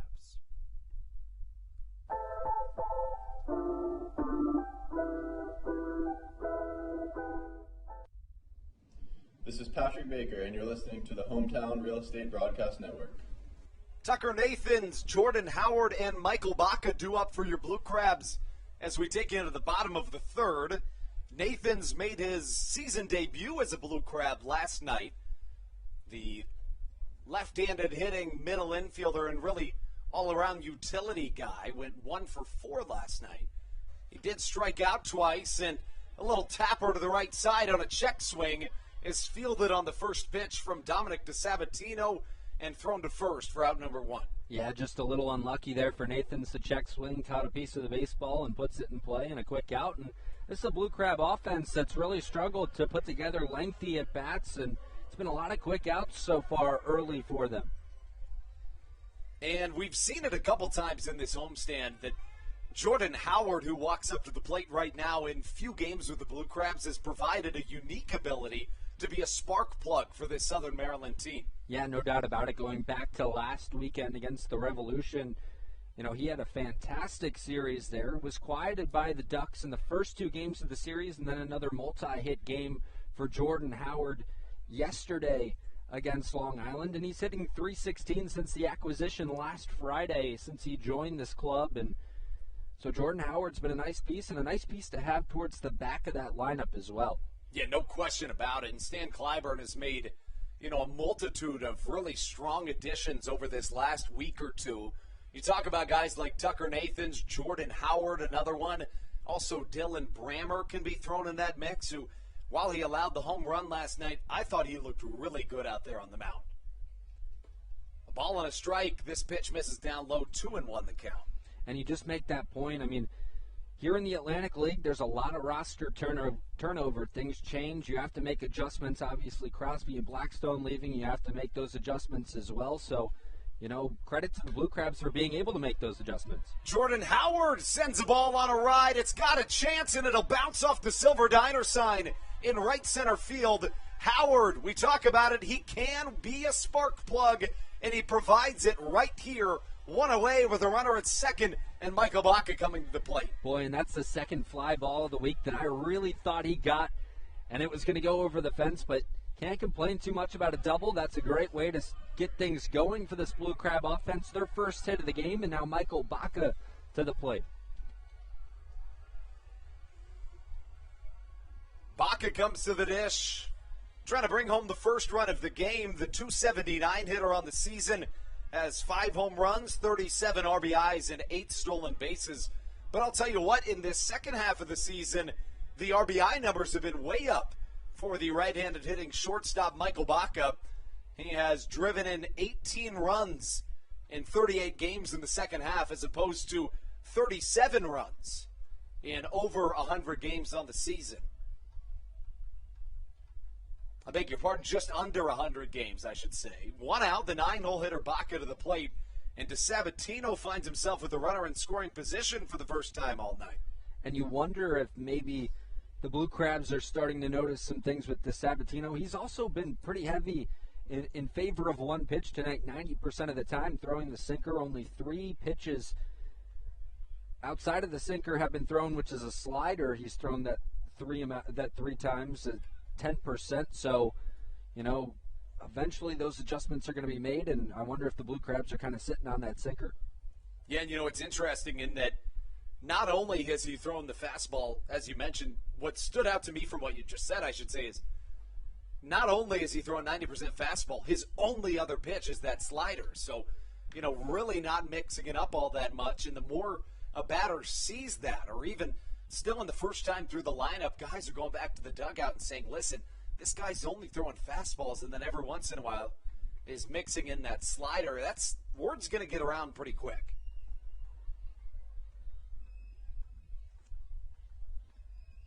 DeSabatino's pitch hit to the right side. That could drop, but played perfectly by Ladarius Clark. Instead, it gets past him. A run scores. Baca rounding second. The ball's still in the right field corner. He's going to be waved around home, but instead at the last second, Baca is forced to retreat to third base. Now, that would have been a sight to see. We'll take it, though. The Blue Crabs even things up on an RBI triple, and this is the 4th day in a row the Blue Crabs have hit a triple, and they're 5th in their last 4 games. And once again, the willingness from Baca, as we've seen throughout this homestand, to go the other way, just a blue pit. Didn't hit it too hard, just placed it where it needed to be. And then obviously it was overrun by Ladarius Clark, so you get lucky too, and are able to get to third base, drive in a run, and we get a brand new ball game already here in the bottom of the third. And I got a question for you. If you're Dominic DeSabatino, is this kind of frustrating, seeing all of your offensive guys having all these chances and not really coming through, and you've basically quenched the Blue Crabs to this point, but all of a sudden it's a tie ball game? It's got to be frustrating, and probably a little frustrating too that's the hit the Blue Crabs score on. He's really kind of stymied this Blue Crab offense to this point, and it wasn't a ball that was hit all that hard, just placed perfectly where it needed to be. And so that's one of those situations where you got to shake your head as a pitcher, a little frustrating, and then you move on from there. And just like that, the Blue Crabs have the lead. 2 runs in this 3rd inning for Southern Maryland. And we talk about it all the time, but you really can't say enough about it. Not many teams in all of professional baseball can find the bottom of their lineup more often than not, finding a spark plug when need be. And that's exactly what happens here. This is a guy in Dominic DeSabatino that faced the minimum through 2 innings and a third, but suddenly a double from Jordan Howard, a triple from Michael Baca, and now an RBI single from Matt Hibbert give the Blue Crabs a 2-1 lead. And when you have a valuable bottom third of the order, and then you can turn it over to a top third, and middle of the order that's been really successful, especially on this homestand, it puts you in a good situation offensively if you're the Blue Crabs. And now, some of your better hitters on the team coming up, and you put yourself in a good situation to maybe get a few more runs on the board in this inning.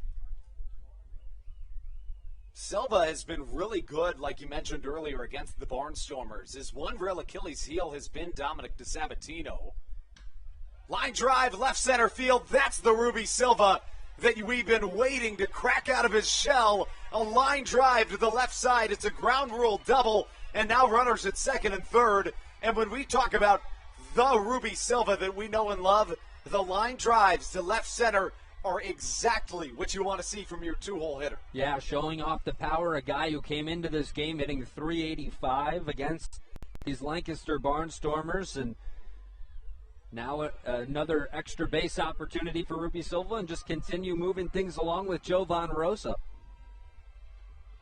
Last night it was the 3rd inning that plagued the Blue Crabs when the Ducks scored 7 in the top half of the third here this evening after a couple of really good innings from DeSabatino. The Barnstormers manager, Ross Peoples, finds himself 10 inches above ground level out there on the mound, not exactly where he expected to be.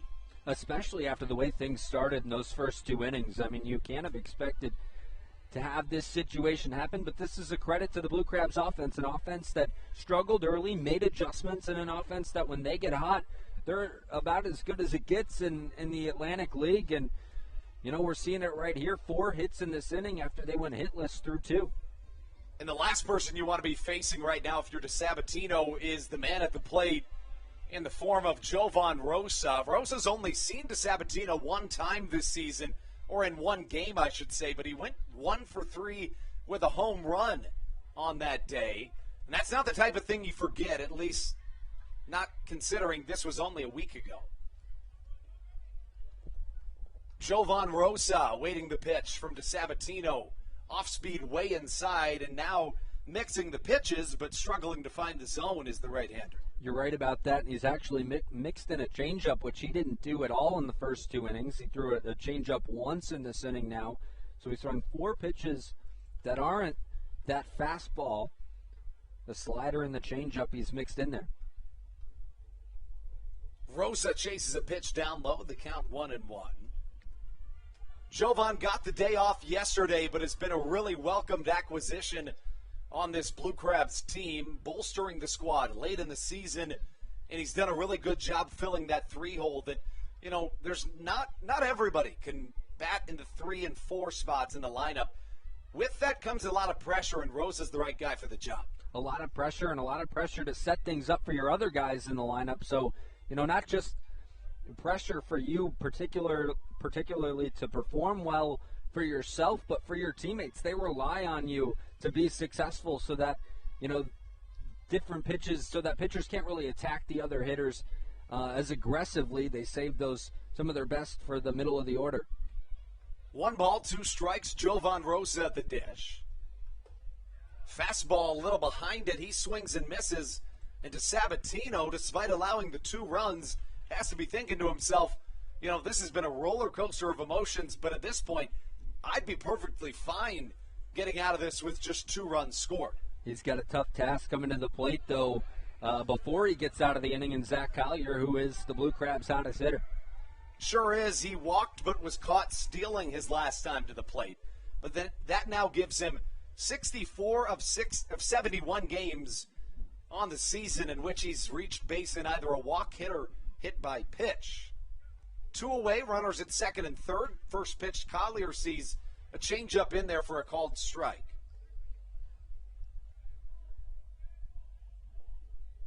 Mentioned it earlier, DeSabatino at one point in this season led the Atlantic League with 9 wins on the year. The ERA was still higher than you'd like, but much like Joe Iorio, who the Blue Crabs saw last night, just simply one of those guys that his team found ways to win for. And you really can't calculate why that is, but it does seem to be generally consistent for some pitchers. I mean, you talk about Jacob deGrom as a prime example of the opposite of that. He always has a very low ERA and whip, but oftentimes doesn't get as many wins as you'd think he would. And it's always magnified when you have guys like that, like Jacob deGrom, who's so successful on the mound for the New York Mets, and you're just not able to score for him. And it's really kind of interesting. You know, when that happens, you feel like maybe the offense turns it up a little bit more when they know they're going to need more runs, maybe. But it's kind of a tough thing to really think about and figure out if you're a team. 1-2 misses outside.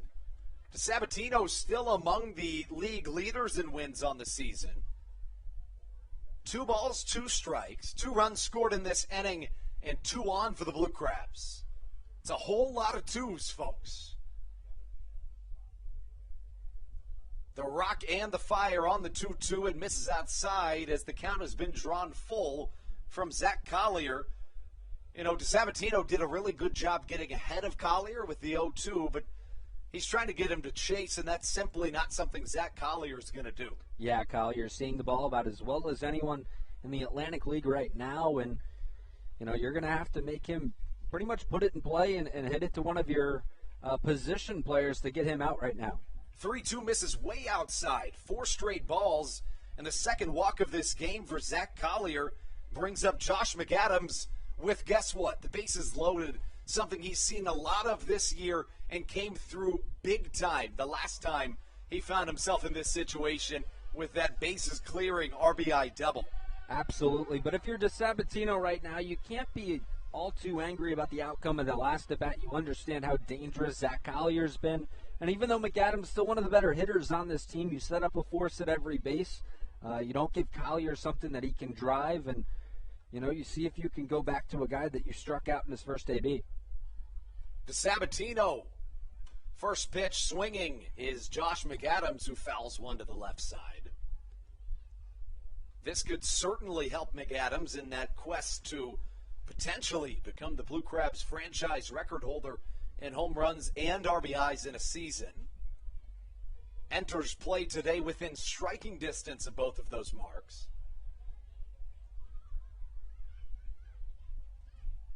The 0-1 outside, and the count evens at a ball and a strike.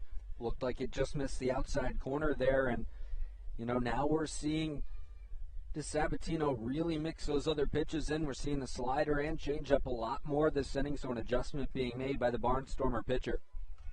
McAdams 2 for 9 against DeSabatino this season. Fastball way outside. Collier breaks for home. Not in time is the catcher Anthony Peroni, and a wild pitch allows the third Blue Crabs run of this inning to come home to score. And I feel like that's got to be one of the most frustrating ways to give up a run if you're a pitcher. You didn't force the hitter at the plate to do anything or to put the ball in play. You just simply threw it past your catcher, and a run's able to score. So that's going to be one that frustrates DeSabatino when this inning ends. A rosin bag flies out of no man's land, but I did make a mistake there. It wasn't Collier that came home to score. It was Matt Hibbert. Collier at second, with Ruby Silva standing just 90 feet away at third. McAdams now with runners on second and third. Performs quite well with runners in scoring position and 2 away. DeSabatino steps off here in an inning that we really didn't see coming from the right-hander. Set down the first 7 that he faced, or at least faced the minimum of 7 through 2 1/3. Slider upstairs and a little bit tight. And the count 3 balls and a strike here to McAdams. Waiting on deck, Joe DeLuca, who has been really good against the Barnstormers this season. And he would also be the 9th batter of this inning for the Blue Crabs. Covers the glove. The 3-1 on its way. Fastball outside, probably in the zone though. Swung on and missed, 3-2 the count. Josh McAdams trying to come up big here in the third inning, could really break things open in the early going with an extra base hit. Runners will go on the pitch, so really anything should score. I beg your pardon, they will not because first base is unoccupied. But now it is as McAdams draws a walk, and once again the base is loaded here on the Hometown Real Estate Broadcast Network. That brings up Joe DeLuca, who comes up to the plate with the bases loaded, 2 away. And this is a guy we've seen come up much in the clutch, especially here in this homestand. Yeah, we saw it once with 2 outs and runners in scoring position against the Revolution, and then the same time saw it against the Long Island Ducks this week. So a guy you'd like to see in the clutch, a guy who loves hitting against the Barnstormers. And he's 0 for 1 tonight, so we'll see if he can make that 1 for 2 and drive in some more runs here in the bottom of the third.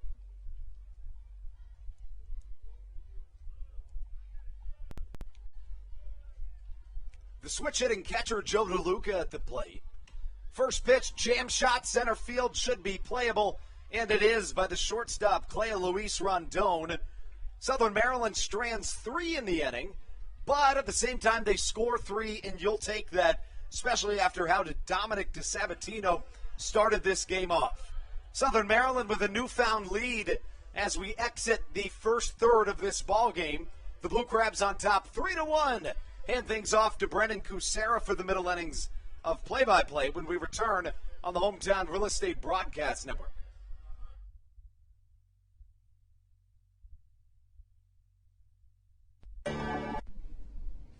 This is Daryl Thompson, and you're listening to the Hometown Real Estate Broadcast Network. Whether it's Chris Paul, Cliff Paul, Aaron Rodgers, or even the son of a former Blue Crab, Patrick Mahomes, you've seen many athletes endorsing State Farm. That's because your State Farm agent has your back through good times and not so good times. That's why all the Blue Crabs, Daryl Thompson and the whole team, trust State Farm with their insurance needs. State Farm is the company people have trusted for over 99 years to help life go right. Call your local State Farm agent, Greg Conklin, today at 240-776-4289.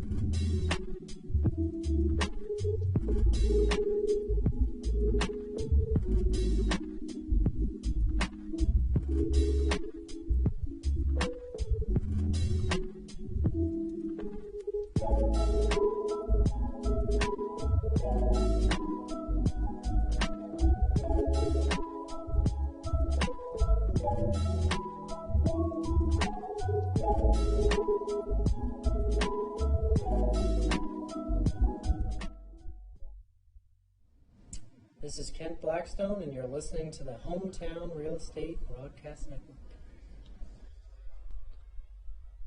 Bottom third here at Regency Furniture Stadium. Brendan Kucera alongside Andrew Banstra with you on the Hometown Real Estate Broadcast Network. Blue Crabs leading the Barnstormers 3-1 as Carl Bryce continues work in there. Bryce, 3 innings pitched tonight. 1 earned run on 5 hits, 3 strikeouts, 2 walks, and he faces Blake Allemond. And the first pitch, a fastball in there for strike 1. Allemond tonight drew a walk in his first at bat. We remember back in those first 2 innings, Bryce really struggled with command, slowed things down, and Allemond out in front of it sends it into that Barnstormer bullpen. So quickly 0-2 the count to number 6 in red, batting in the left-handed batter's box. Allemond pinch hit in one of yesterday's games, going 0-1. The Barnstormers on the heels of a losing streak in which they lost 11 in a row, ended up defeating the York Revolution back-to-back games in the doubleheader before coming here to Waldorf as the 0-2 is fouled straight back, and will do it again at 0-2.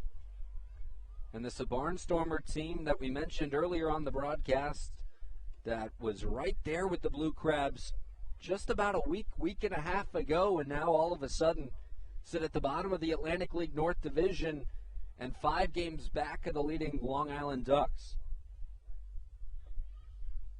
As that pitch misses for ball number 1. So Bryce continues to work in there. We've noticed the adjustments made by pitchers in this one. Bryce now at 79% on the fastball, 14% on the changeup as that one's up and away, and 2-2 the count.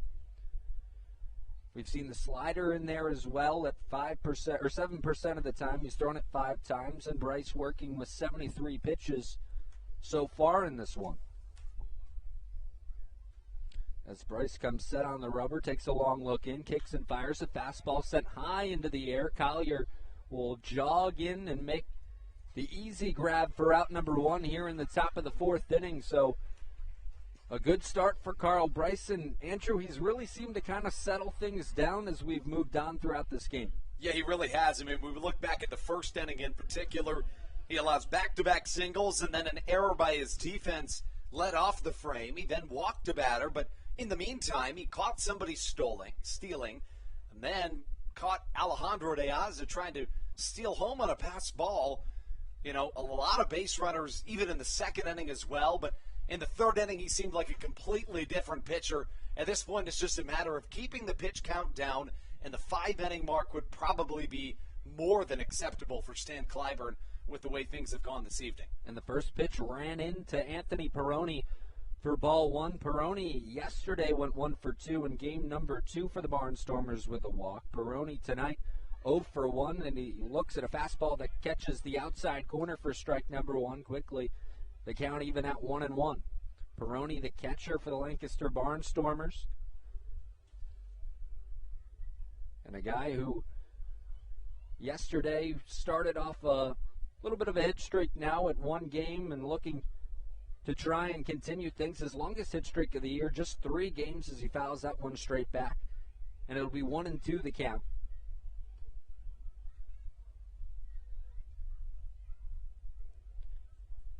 Peroni sitting at the back of this lineup this season, now hitting .258 with this game included in the stats. It's the bottom third of the order, and Rondon waits on deck. Infield playing straight up. Collier shaded a bit to his left, but for the most part the outfield playing straight up and a fastball outside, and Carl Bryce doesn't like it there.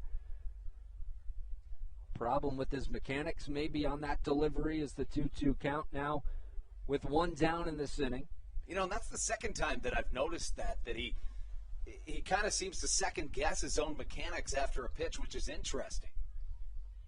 And the 2-2 delivery from Bryce, a fastball that just was fouled off and caught DeLuca for the second time tonight. We saw him shaken up earlier by a foul ball that hit him, and now going to walk around the umpire at home plate. Bill Worthington going to walk the baseball up to Carl Bryce and give DeLuca a chance to kind of shake that off. This is Southern Maryland team, as we highlighted on the pregame show and earlier in the broadcast, that's really struggled with the Lancaster Barnstormers this season. Not all too shocking considering the fact that the last time Southern Maryland saw the Barnstormers, they were still in a race pretty close together in the Atlantic League North Division before the Barnstormers started to really struggle again. As Bryce comes set on the mound, kicks and deals the 2-2. That one just misses outside, I believe. Might have been low as well, and now we have a full count to Peroni. You know, and something that will probably be a turning point in this game, looking back on it, is that Collier catch, right? We're looking at a completely different ball game if it wasn't for that incredible snag. And the payoff pitch is swung on and missed. Strike 3. Carl Bryce gets Peroni to swing through that one. 2 down here in the top of the 4th. And if you missed that play, or you're thinking like we are, let's try to get that onto SportsCenter, all you got to do is you can check it out on our Twitter, on our Instagram, or even on our TikTok account where it's already up on. We're at Blue Crabs on TikTok. The more you share that, the better chance your hometown team ends up on SportsCenter. And honestly, looking back on it, if anything deserves to be on SportsCenter Top 10, I think that Collier catch does. Absolutely laid out for 1 in the gap earlier in this game as Cleo Luis Rondon comes into the plate now. He was 0 for 3 yesterday, 0 for 1 tonight, hitting .245. Andrew had the note earlier that he's become a switch hitter now and actually hitting better from his new side of the plate. The first pitch a ball, and now Bryce kicks and fires, and that one sent high into the left center field gap. Going back and retreating is Hibbert. A couple of steps in front of the warning track will make the grab, and that's how the inning will end. So Carl Bryce starting to get a feel for his pitches here in Southern Maryland. The score remains 3-1. The Blue Crabs on top on the Hometown Real Estate Broadcast Network. You're listening to Southern Maryland Blue Crab Baseball. This is Daryl Thompson, and you're listening to the Hometown Real Estate Broadcast Network. Chick-fil-A of Charles County has been a proud supporter of the Southern Maryland Blue Crabs since their inception in 2008. For years, they have sponsored the Southern Maryland Blue Crabs, America's prisoners of war and missing in action. In between the second inning of each game, there is a moment of silence brought to you by Chick-fil-A. The Southern Maryland Blue Crabs appreciate and respect not only Chick-fil-A, but all of those that have served our great country. The seat that they sponsor was made possible by Chick-fil-A of Charles County. Thank you so much, and visit any of your Charles County Chick-fil-A locations today.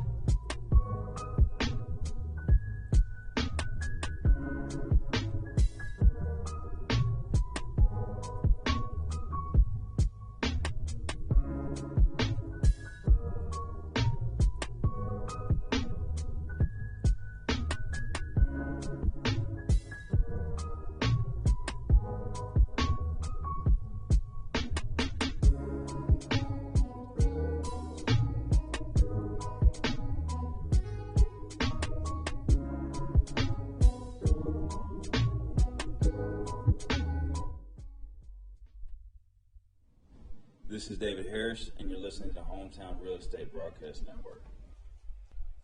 Back here, bottom of the fourth inning in Southern Maryland. Blue Crabs leading the Barnstormers 3-1. Dominic DeSabatino continues his work in there for Lancaster. He'll be faced by Tucker Nathans to start things off. It'll be Nathans, Jordan Howard, and Michael Baca, the bottom part of the order. And Andrew, this bottom part of the order is really what got things started in that last inning where the Blue Crabs put a 3 spot on the board. Yeah, no, that's exactly right. And it all starts with Tucker Nathans. Let's see if he can kind of break through here and make a second push against Dominic DeSabatino after that really, really strong third inning of action. Nathan's a utility guy. Recent acquisition by the Blue Crabs as the first pitch was outside for a ball. DeSabatino rocks and fires, and his second pitch hit high into the sky towards right field. 3 position players converging, and now it'll be called off, and the play made by Ladarius Clark. You know, we've seen a couple of times this year something in the Atlantic League that, you know, I don't know if it's just more outfielders playing the infield or what it is, but we've seen a number of times infielders go for that type of ball when it's clearly the outfielder's ball. You know, not only is it certainly the outfielder's job to call them off, but, you know, as a manager, you'd really like to see the outfielder catch that. So obviously a good job there from Ladarius Clark. And that Melvin Mercedes at second base, who is racing over to try and make the play as well, as Jordan Howard steps in and looks at a fastball outside for ball 1. Michael Baca waits on deck behind Howard. Howard put a charge in one and really was the main guy who got things started for the Blue Crabs and hit a double out to the wall in right field in his last at bat. As they count at 1-1, a fastball that caught the inside corner for strike 1 was in there to Howard. As DeSabatino kicks and deals, and that one swung through 1-2 the count on, and he slowed that one down. Looking at the player breakdowns on DeSabatino tonight, he's thrown that fastball 79% of the time. Another guy we highlighted not too long ago that was really reliant on that fastball, now 79%. Still extremely reliant on the fastball, but mixing in the changeup and slider more over these last 2 innings as he rocks and fires the 1-2. That one hit Jordan Howard, and he'll take his base. A fastball that beamed him on the right foot, and he'll head over to first with Michael Baca coming to the plate. And for a guy in Dominic DeSabatino that really hasn't given all that many free passes tonight, or at least free passes that have come back to hurt him in the grand scheme of things, the last thing you want to do after the very few mistakes you've made tonight, the walks and then the hits in the third inning, the last thing you want to do is come back out in the fourth and hit somebody. And so he issues a free pass to Jordan Howard, his second time on base tonight. Michael Baca, in his last at bat, ended up being a triple, with a play that was overplayed by Ladarius Clark out in right field, ended up driving in Jordan Howard. We'll see if he can continue that stretch as Howard goes for the steal. That one bounces into center field, and Howard will get in easily to second base. A stolen base recorded for Howard now. What a play there. I don't know if you noticed, but he almost came off the bag at the end, and he basically just spun all the way around the bag, holding on for dear life with those fingertips. And you'll see guys do that. Always a little concerning when a guy goes in with a head-first slide, but Howard able to hold on to the bag and stay safe there, and the ball obviously bouncing into the outfield as Michael Baca on a 2-game hitting streak now make that 3 with the triple earlier in this one. He's 4 for 20 on the homestand. And I know you're not necessarily his biggest fan, but Javi Baez, when he does those slides in, no matter where it is, or even for that matter on the other end, the tags, is really a part of baseball that I enjoy watching. As the count moves to 1-1 now on Baca. 1 down here in the bottom of the fourth inning. Howard on second. Baca looking to drive him in before the lineup card flips over again for Southern Maryland. Baca now hitting .282 this season after the triple in his first at bat. DeSabatino checks second, now looks at his catcher, looks back at second, fires a fastball, then a jam shot out towards center field And the play will be made pretty easily by Alejandro De Aza out there, and now 2 down here in the bottom of the 4th, and Matt Hibbert coming to the plate. Yeah, and you can't really push for a one-out rally after a quick out in every inning. But in the 3rd, of course, a quick out from Tucker Nathans led to a Jordan Howard double and a Michael Baca RBI triple. A single and a double followed that. Southern Maryland had 4 consecutive hits in that 3rd inning, 3 of them being extra base hits. And that single going through the left side of the infield from Matt Hibbert. He's 1 for 2 tonight, drove in a run. That run being Michael Baca, and he'll look to do some 2-out damage against the Barnstormers here. He's hitting .357 against Lancaster so far this season. Has 3 RBIs, make that 4 with the single, and he goes to the left side of the infield once again, but this one will be played by Rondon and thrown across the diamond for out number 3. So that's how things will end here in the 4th inning. We move to the 5th in Southern Maryland. The Blue Crabs still on top of the Barnstormers 3-1 on the Hometown Real Estate Broadcast Network. This is Joe DeLuca, and you're listening to the Hometown Real Estate Broadcast Network. Dyson Building Center is one of the oldest family-owned and operated hardware, lumber, and building supply stores in Southern Maryland. They are located in St. Mary's County on Route 5 in Great Mills. Dyson's has an expansive and diverse inventory to help you with all of your home improvement and project needs. Whether you're new to the world of DIY, a tried and true DIY professional, or somewhere in between, the friendly and experienced staff at Dyson Building Center is ready and willing to help you today.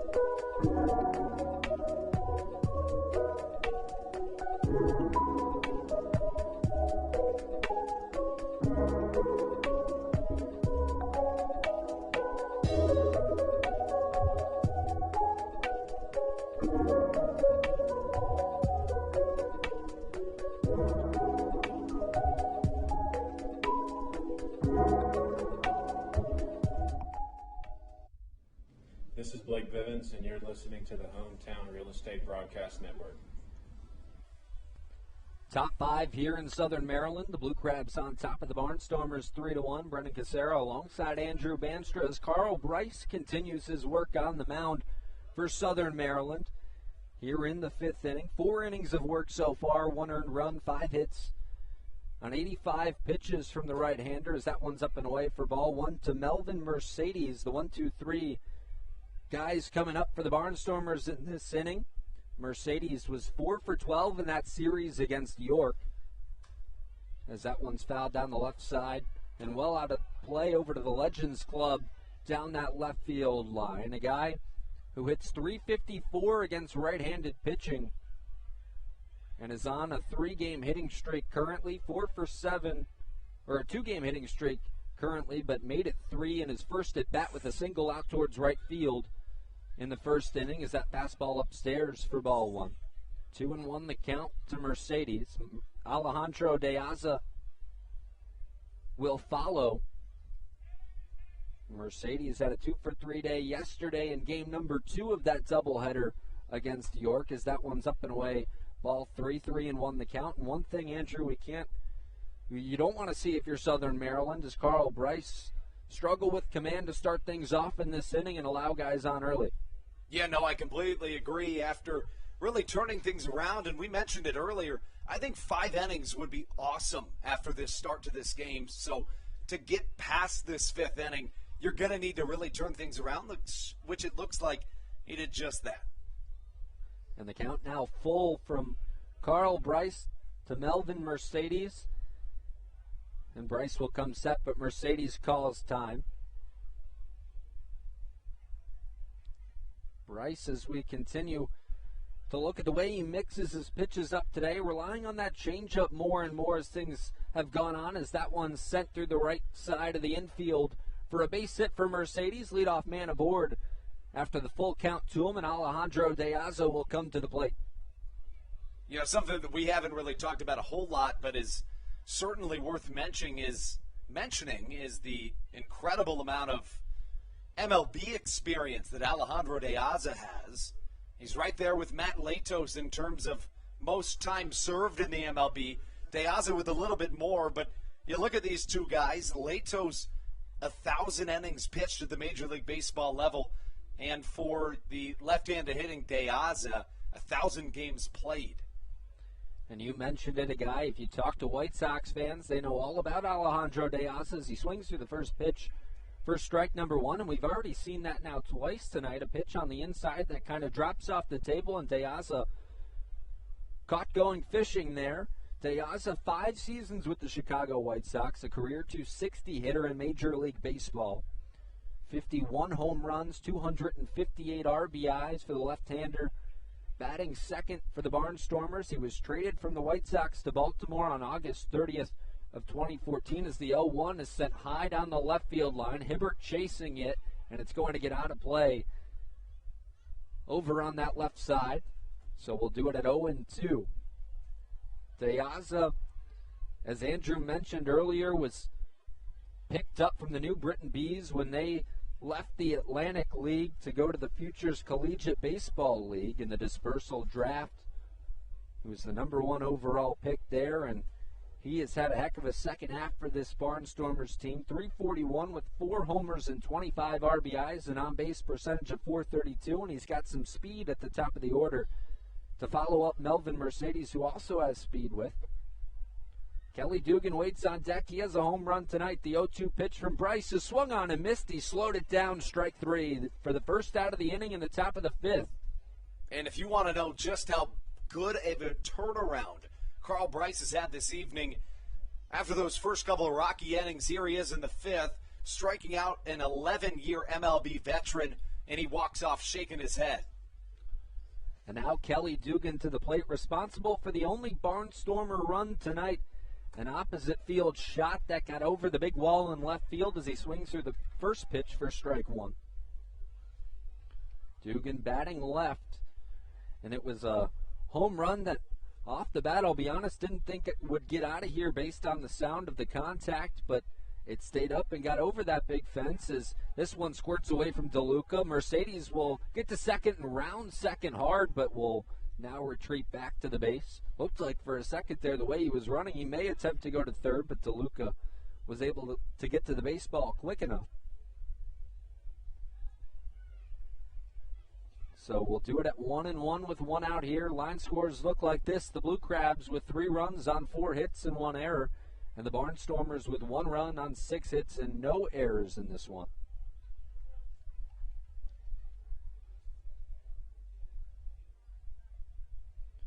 And Bryce taking a long look in.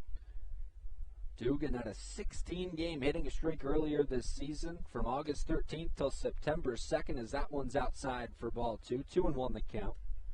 In the York series, he struggled, however. 1 for 9 in that series. Was 0 for 1 yesterday as he pinch hit in game number 2. His last home run prior to the one tonight came on September 4th, and he grounds that one hard over to second. Nathans corrals it and throws over to first for the second out of the inning, and then throws across the diamond, does McAdams to check Mercedes, but he's able to get back safely. And then they tag Mercedes again, the guy they caught or picked off early in the game, back in the first inning.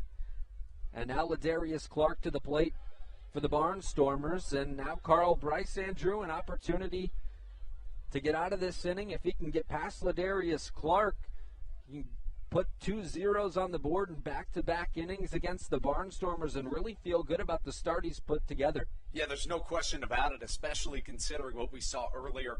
And he finds himself in not really a jam, but a difficult situation here. As that fastball inside for ball number 1.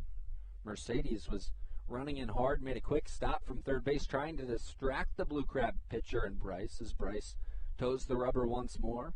Comes set, a long look in, kicks and fires. That a fastball, he pumps by Ladarius Clark, and it's 1-1 the count.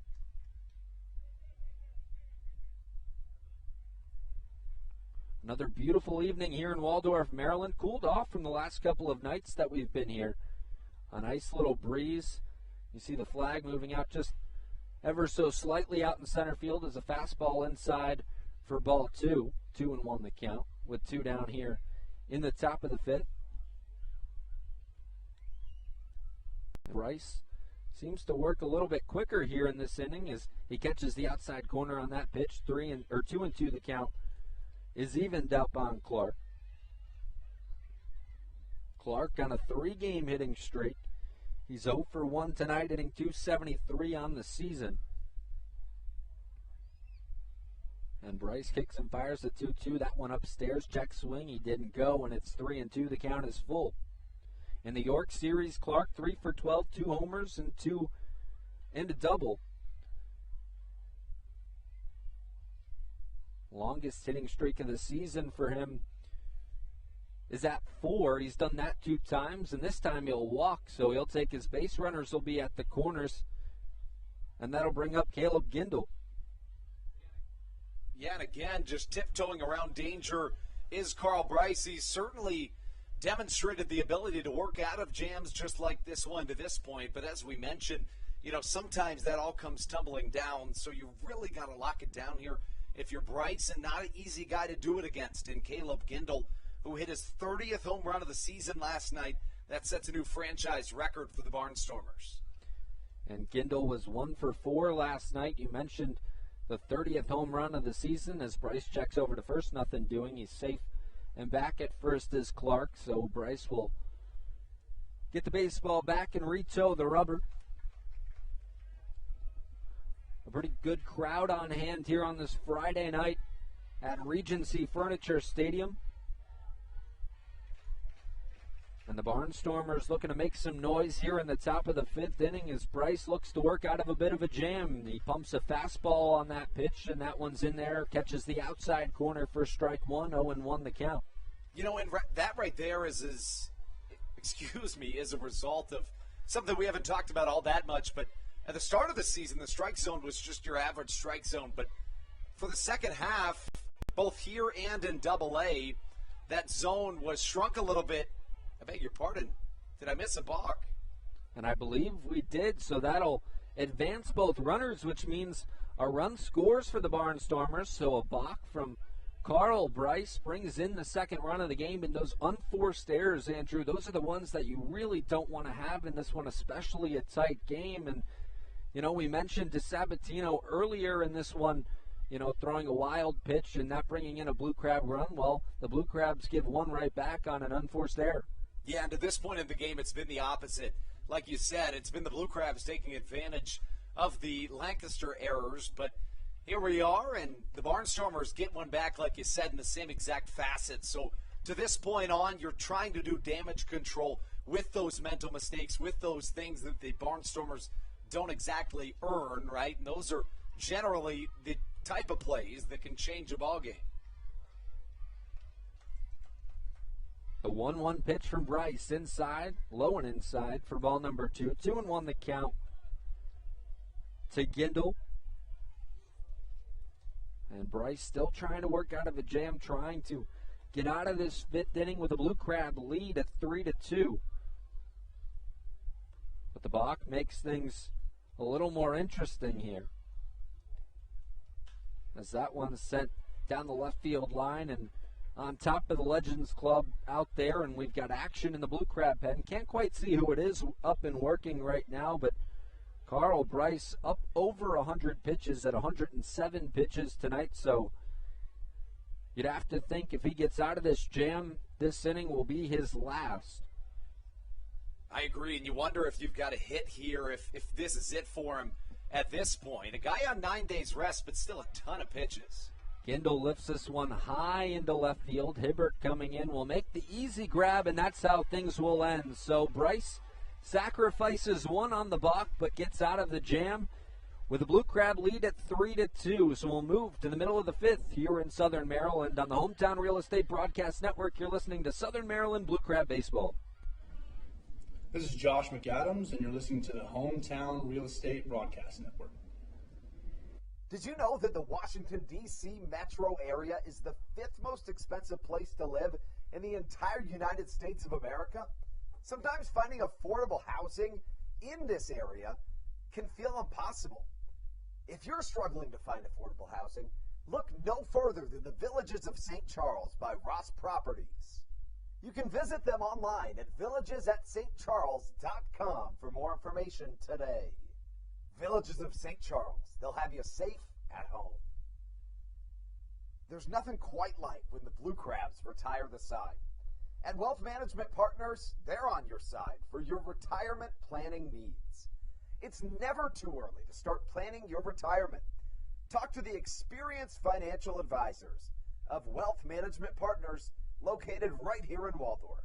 Call them today at 301-885-0955. Again, Wealth Management Partners. Call them today at 301-885-0955.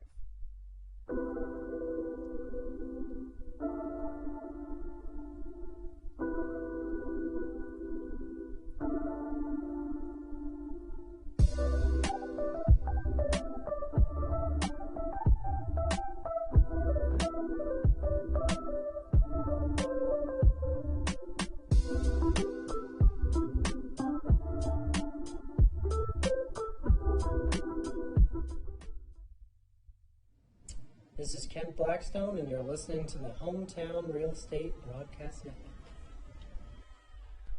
Back here in Waldorf, a 3-2 lead for the Blue Crabs over the Barnstormers as we reach the bottom of the fifth inning.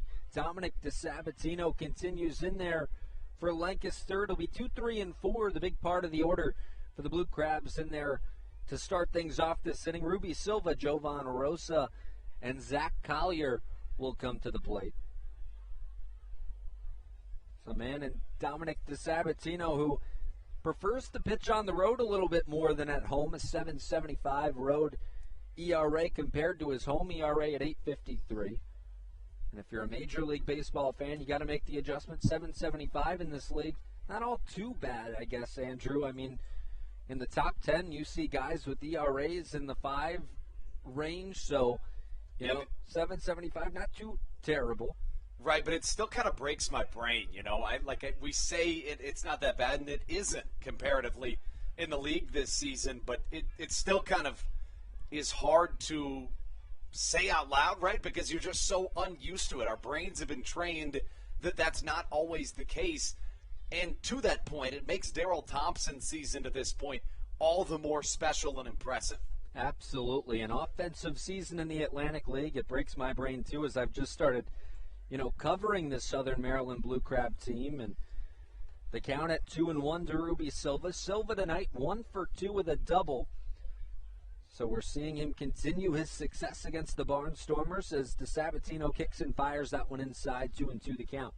Yeah, Ruby Silva was named the Atlantic League Player of the Month for the month of August earlier today. He's the second Blue Crab to receive a Player of the Month honor in this 2021 season. Daryl Thompson was named the Atlantic League Pitcher of the Month in the month of June. As the 3-1's up and away, and Ruby Silva will draw a walk to get things started here in the bottom of the fifth inning. Jovan Rosa will come up to the plate. So DeSabatino's line coming into this inning looks like this. 4 innings pitched, 4 hits, 3 earned runs, 3 strikeouts, 3 walks on 68 pitches as we continue on with Jovan Rosa here. Rosa 0 for 2 tonight in the DH spot. Got the day off yesterday. David Harris not in the lineup today for the Blue Crabs, so switching off with Harris. Harris saw a Long Island team that he's had a lot of success with and gets the night off against the Lancaster team that he hasn't had as much success with, hitting .235 against these Barnstormers as Rosa swings through the first pitch for strike number 1. Harris had a heck of a week series against the Ducks in the middle of the week this week. As the Blue Crabs took 2 out of 3 from Long Island, they continue to win series, and that's what you have to do in postseason races as that fastball's pumped in there for strike 2. Quickly 0-2 to Jovan Rosa. Zach Collier waits on deck for the Blue Crabs here. Yeah, and you said it, though. It is just winning the series at this point, right? You'll take a split if it's a 4-game set, but you really can't afford to be losing series at this point, especially for a team that finds itself right in the mix all season, it seems, right around that 500 mark. As that one skied to center field, Deaza racing in will make the catch, and that's how the first out will be recorded in this inning. And Andrew, Lancaster has to kind of feel like, if they want any chance to make the postseason, which it's obviously a slim chance at this point with that 11-game losing streak, they've got to sweep the Blue Crabs, to really stay in it at all. Yeah, no, you're exactly right. And it's not just a win now type situation. It's a win and then just don't stop winning. I mean, you basically have to match that win streak at 11. That would, of course, be the same number as those games they lost consecutively. Snapped that losing streak yesterday in a doubleheader sweep over the Revs. The Barnstormers sit 5 back in the Atlantic League North Division of the Long Island Ducks as that one's fouled straight back by Zach Collier, who comes up to the plate. And the guy we've mentioned has been scorching hot for the Blue Crabs on the homestand, 14 of 22 coming into this game. Hasn't actually recorded an official at bat in this one because he's been on base once again. In the second inning, a walk for Zach Collier, and in the third inning, a walk for Zach Collier, so continues to be productive for the Blue Crabs. Even if he doesn't have a hit, he gets on base. As DeSabatino toes the rubber, checks into his catcher, and fires a fastball outside, 1-1 the count. And we talk about Collier being so consistent, right? I mean, the reason being that he sees so many pitches. He wears pitchers out. Oftentimes pitchers will tell you, nothing is more annoying, for a lack of a better term, than a guy that just fights pitches, doesn't chase anything outside the zone. I mean, what else are you supposed to do as a pitcher except put something in the zone? And that's why Zach Collier does things like that. And that one's ripped towards right field, but it'll be right into the tracks of Ladarius Clark out there. He didn't have to move too far, but one of those situations where we've talked about it a couple of times this week in baseball. You do all the right things if you're Zach Collier. You stay on the baseball, drive it out towards right field. Just unfortunately right at the right fielder in Clark. So that'll bring up Josh McAdams to the plate with 2 down here in the bottom of the 5th inning. Ruby Silva continues on first base, and a strikeout and a walk for McAdams in this one yesterday. McAdams was 1 for 2 with 3 walks, so he's been getting on base his fair share, and he steps into the right-handed batter's box to try and do some 2-out damage. Joe DeLuca will wait on deck. Is this the final stretch, this weekend series here at Regency Furniture Stadium before the Blue Crabs head out onto the road as that first pitch is inside for ball 1, and essential that the Blue Crabs continue to win series, as we mentioned, but especially when you're at home, you got to take advantage of the home field advantage here in Waldorf. As DeSabatino checks in, working out of the stretch, a quick check over to first, and now the 1-0. That one's fouled straight back, 1-2 the count. And as for Josh McAdams, last night he walked 3 times. That's a season high for the corner infielder. He already walked once more in this ball game. Reached base in 4 of his 5 plate appearances last night. And another guy, even if he's not necessarily hitting the baseball that much, finding a way to get on for the Blue Crab offense to continue things, as that fastball's outside for ball number 2. 2-1 the count.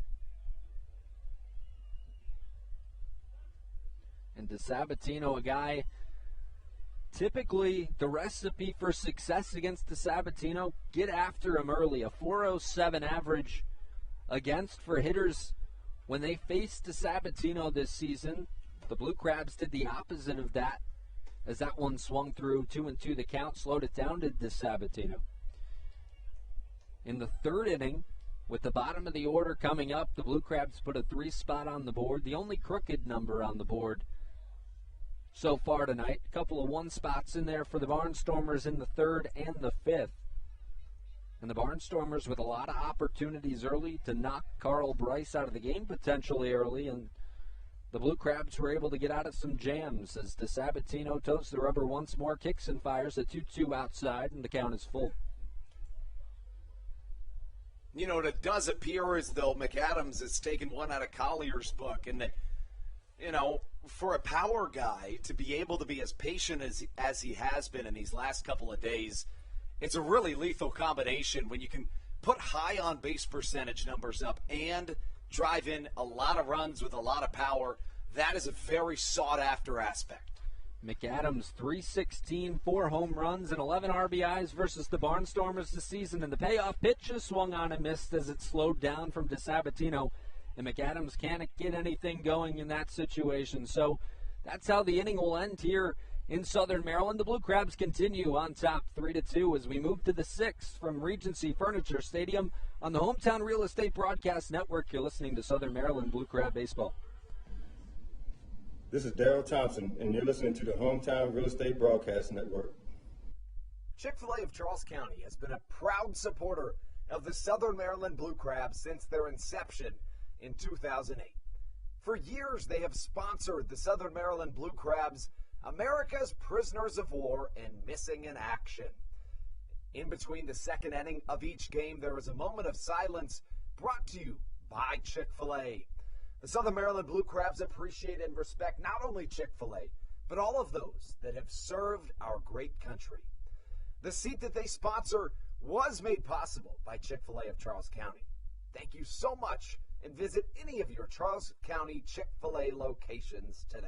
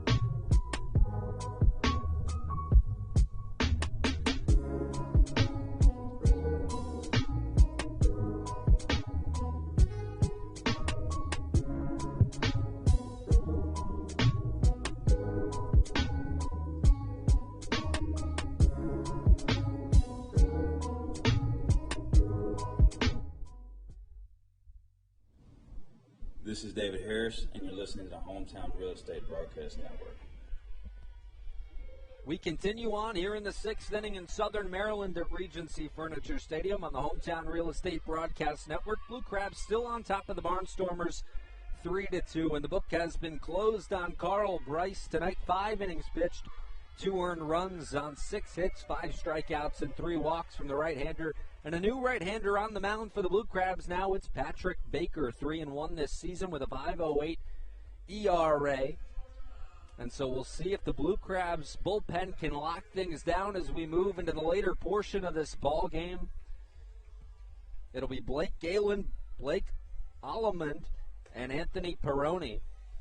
Yeah, you know, talking about Patrick Baker, a guy that was nothing short of fantastic in the months of July and August, a guy that found real success pitching in those months, combining in 14 appearances for a 1.9 ERA, 29 strikeouts in less than 24 innings pitched. He's still been good in this month of September. The ERA a little bit higher, though, in the 3-month span, a 3.09. But when you compare that to an ERA or an earned run average that was above 15 prior to the month of July, it's certainly something you'll take. And, even more than that, he's become one of the top options for Stan Clyburn out of the bullpen. Blake Galen steps in and looks at a strike in there from Baker to start things off. In his last appearance on the 12th of September against the York Revolution, Baker went 4 innings for the Blue Crabs, giving up 4 hits as that pitch catches the inside part of the strike zone for strike number 2. 4 innings pitched, 4 hits, 3 runs scored, no walks, 1 strikeout for Baker. In this, his 6th season of professional baseball and his first in the Atlantic League. As he steps off the rubber and will get ready to do it at 0-2. And Baker kicks and fires. That one low in the dirt. DeLuca had to make a block had to block that, and DeLuca's had a lot of action back there behind home plate so far tonight. You know, Baker found his sweet spot and really the role that worked out best for him when Grafer Oregwa left the team earlier in the year to attend to personal matters. But, you know, Baker, who had struggled at that point in the year, got put into that role and really found his niche and something that he's really performed well at and a sought-after aspect that generally is quite difficult to succeed at. And strike 3 is called on the fastball in there. And so Galen goes down on strikes a backwards K to get things started for Baker here in this top of the 6th inning. The ability to come in a game as a middle reliever, somebody that is going to see a multitude of situations that he'll come into. You could see a blowout, and, you know, the starting pitcher gives you 2 innings, and somebody's got to eat those innings. You could certainly see a situation like this where your starter gives you 5 and you need 2 really solid innings to get to Briseño and Latos. So Baker been very versatile and really good out of the bullpen. And the 1-0 is inside, bounces away from DeLuca, so 2-0 the count. And yeah, to your point, you know, in his last outing against the Revolution, those 4 innings pitched, so he can go deep for you if you're the Blue Crabs and need a guy to eat up some innings for you. You would have to imagine if the score holds going into the 9th inning here at least, you'll see Matt Latos as that one's grounded over to Tucker Nathans. Glove chest high, thrown over to first, and that'll record the 2nd out of the inning. That's what you like to see out of a reliever after 5 good innings from Carl Bryce that probably raised Stan Clyburn's, you know, sense of urgency in this game a couple of times, thinking that maybe you have to go to Baker early and often in this one. But he comes in the 6th. The final line on Carl Bryce, 5 innings pitched, 6 hits, 3 walks, 5 strikeouts, 2 runs, both earned. Not a quality start, but a really good start for the right-hander. And he kicks and fires the fastball in there for strike 1 to Anthony Peroni, the number 8 hitter for Lancaster. Peroni, one of the hot hitters coming in against Southern Maryland this season, hitting .381 for the Barnstormers against these Blue Crabs. As Baker kicks and deals the 0-1, pumps a fastball by Peroni and quickly 0-2. You know what, it looks like Dalton Geeke's warming in the pen, and I love this opportunity for Stan Clyburn. Something you could even see in the playoffs. You get 5 really good innings out of a starter, and then you go Baker, Geeke, Endress, Briseño, and Matt Latos. That's a really daunting task as an offense. And that pitch upstairs, so the count moves to 2-1. At least the scoreboard says it's 2-1. I thought I saw the umpire signal for a strike. Yeah, you are right. He did in fact say it was a strike. So 1-2 the count. And Baker looks to put away Peroni here, and Peroni spoils that off-speed pitch, and it catches the home plate umpire, Bill Worthington, and he's going to have to get checked. It looked like it caught him up around the neck area, and he's just trying to work things out. As the trainer for the Blue Crabs will come out and make sure he's okay. Lauren Eck in there with the rest of the umpire crew just checking on him. And that's one of those spots, Andrew, that, you know, you've got a lot of protection with that face mask on, but if the ball just jumps in the wrong spot, it can catch you on the neck. It's true, and it says a lot about Bill Worthington that, you know, not a ton of umpires are going to see as much concern from both teams as Worthington did right there. You know, obviously high-character guys in DeLuca and the man at the dish, but Worthington, you know, I think that did get him in the neck, and it just has to get you in the right spot to really be painful. And I'll tell you a story. I was down there getting the umpire names earlier today, and the other umpires in the crew, and Rob Mazzaro and Mike Herring, told me I should be calling Bill Worthington the Bill Worthington, like the Ohio State University. Little did they know I went to Ohio State, so made a point to that, but Bill said, don't call me that. So I had to make the point of it, but I won't call him that. Did you tell them that you went there? I did tell him that I went there. I said, you're talking to a Buckeye over here, so, that was the perfect joke in that situation, but did they give you any background as to where the whole notion of calling him the Bill Worthington comes from? They did not, but he told me that he does not want to be called that because he must be a fan. I didn't get a team name on who he is a fan of, but it doesn't sound like he's a fan of Ohio State. He's probably an Iowa Hawkeyes fan. Well, they are a little wishful thinking on your part, maybe, but I mean, given that they're the top-ranked team in all of the Big Ten at number 5, right? You are right about that. We'll see if that holds throughout the course of the season. But no, happy for your Hawkeyes.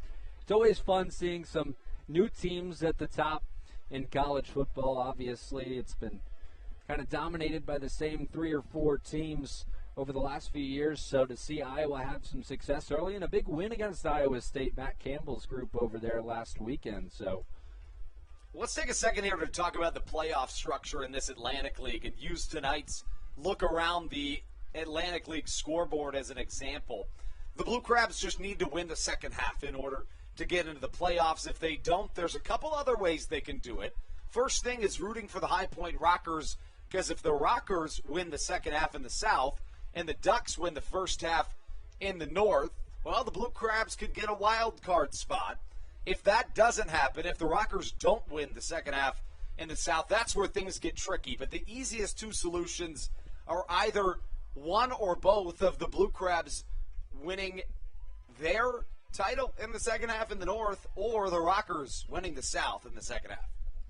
Yeah, just an interesting scenario how everything works out. Obviously, this Atlantic League playoff structure, much different compared to a lot of other leagues with the first half, second half. You have the wild cards. You could see 3 teams from one division get in and only 1 from another. So, a lot to consider as we move forward throughout the rest of this regular season and hopefully see the Blue Crabs continue to have success and move into postseason play, and it looks like we're all clear to continue baseball here. Bill Worthington will stay in there behind home plate.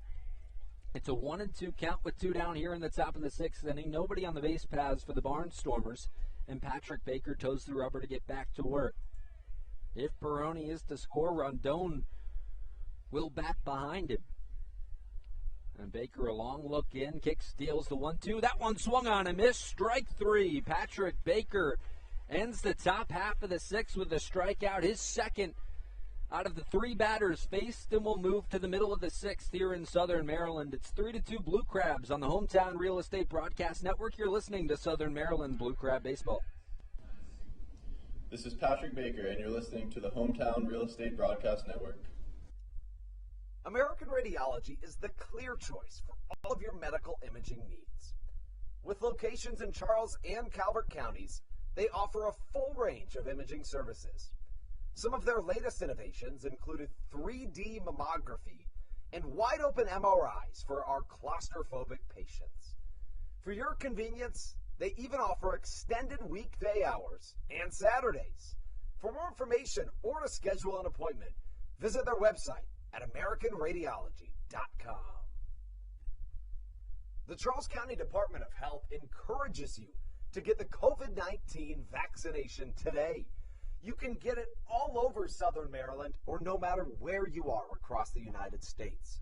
Vaccinations are offered right here at Regency Furniture Stadium with no appointment needed.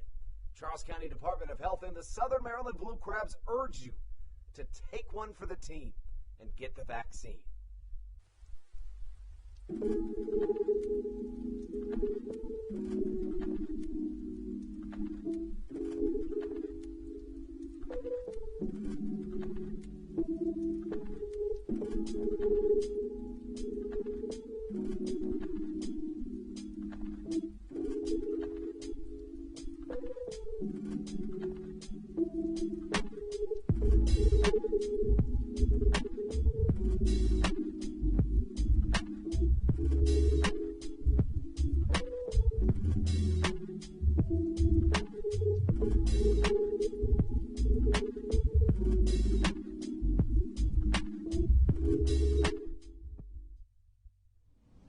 This is David Harris, and you're listening to the Hometown Real Estate Broadcast Network.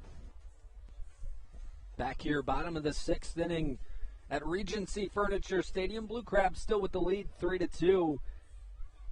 As Dominic DeSabatino continues his work on the mound for the Barnstormers. So far tonight, his line looks like this. 5 innings pitched, 4 hits, 3 earned runs, 4 strikeouts, 4 walks, and 81 pitches.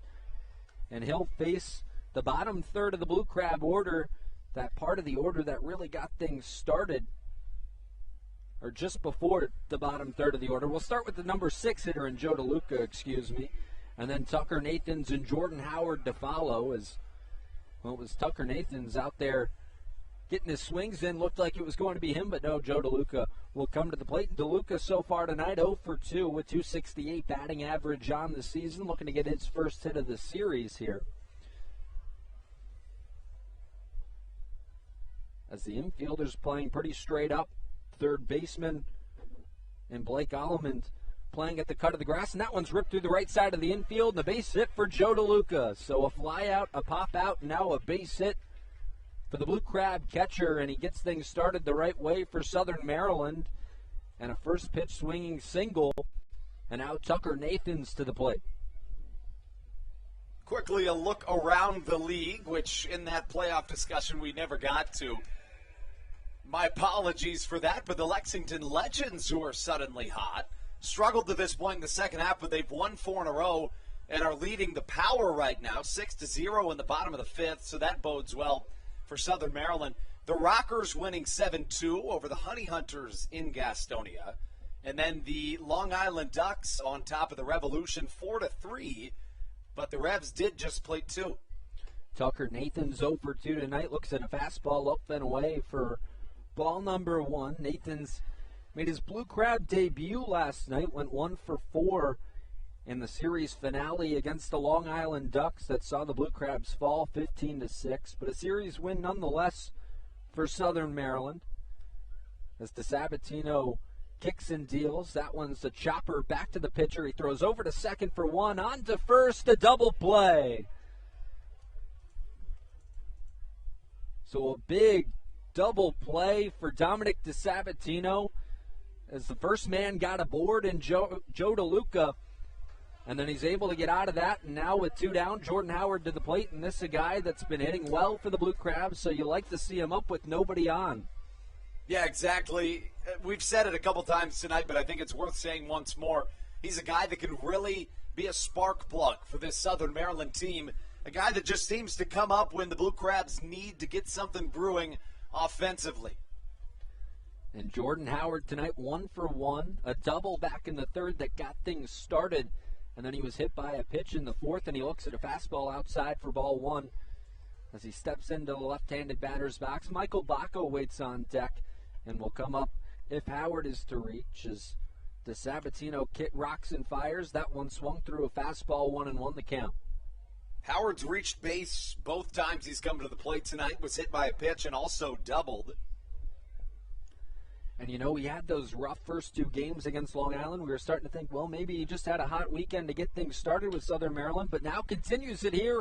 A base hit for Jordan Howard. Now 2 for 2 on the night, and he's going to go for 2. Running quickly into second, the tag applied. Tried to get over the tag, and he did. Jordan Howard able to evade the tag from the shortstop, Rondon, and a double with 2 outs here in the bottom of the 6th. Well, we talk about those really exciting tags in the game of baseball that are often overlooked. That right there was a good attempt at a tag, but a much better slide. Another art form that's often overlooked in this great game of baseball. I mean, the ball beat Jordan Howard to the bag by at least 3 steps. Now, he was helped out a little bit by the fact that Cleo Luis Rondon had his back to Jordan Howard. Probably came a little bit off guard, him coming to second. But then Howard dodges the tag. Really good play there. I was a little surprised to see him going to second, but it pays off big. Yeah, you mentioned it there that the ball got to second base before Jordan Howard did, but because Cleo Luis Rondon had to turn with his back facing, he didn't know where Jordan Howard was and just had to put the glove down, and Howard smartly avoids the tag, and now Michael Bacco to the plate to try and do some 2-out damage. Howard gets back on a quick check over to second, almost got him there, and Baca 1 for 2 tonight. He's got a triple on the evening on that bloop shot that got by the right fielder and Ladarius Clark back in the third inning. And DeSabatino checks second, now throws over to home, and that one outside for ball number 1. 3 runs, 6 hits, 1 error now for the Blue Crabs, 2 runs, 6 hits, and no errors for the Barnstormers. Baca had that triple earlier. It makes it 4 straight games where the Blue Crabs have hit a triple, 5 in their last 4. And David Harris with a pair of triples this week. He's not in the lineup tonight, but had a lot of success against Long Island. As Baca shoots that one up the middle, it'll get through. Rounding third is Jordan Howard. He will score easily. And a 2-out RBI single for Michael Baca flips the lineup card over. It's a 4-2 lead. Southern Maryland on top of Lancaster. You know, seeing this happen, it always rings. My coach in college would always say, if you're going to make a mistake on the base paths, make it being aggressive. Because when you do, things like Jordan Howard getting to second on what should have been a single allow another single to score a run, in a big one in that. DeSabatino clearly frustrated with this situation, and it looks like it's the end of the line for the tall right-hander. Ross Peoples out to the mound. The Barnstormers manager going to talk some things over with DeSabatino. Hasn't taken the ball from him yet. We didn't see a signal over to the bullpen. There is some action, of course, in the Lancaster bullpen, but, you know, he might try and push DeSabatino to the end of this inning here. It's interesting. Southern Maryland has this 2-out rally here, and then you look back at that third inning where the other 3 runs for the Blue Crabs come from. Well, that inning started out with a ground out from Tucker Nathans, but suddenly a 1-out rally exploded, and it was the bottom of the lineup that got it going again.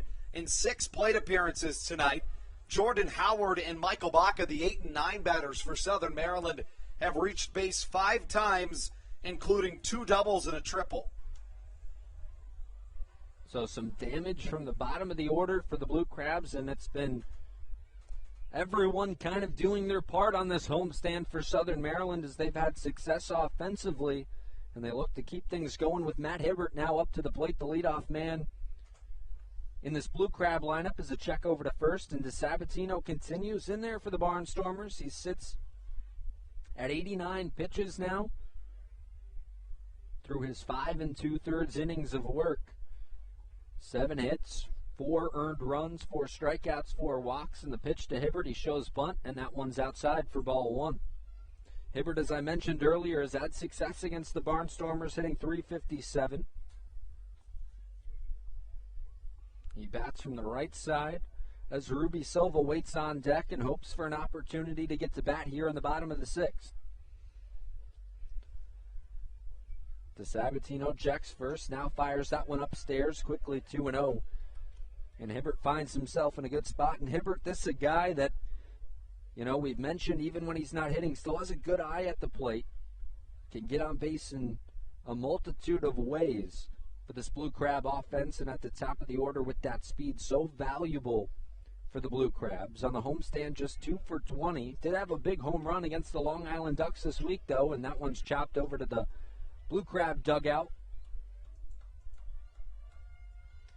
A ground out in the first, a single in the third, and a ground out back in the fourth for Matt Hibbert playing left field. 2-1 the count with 2 down.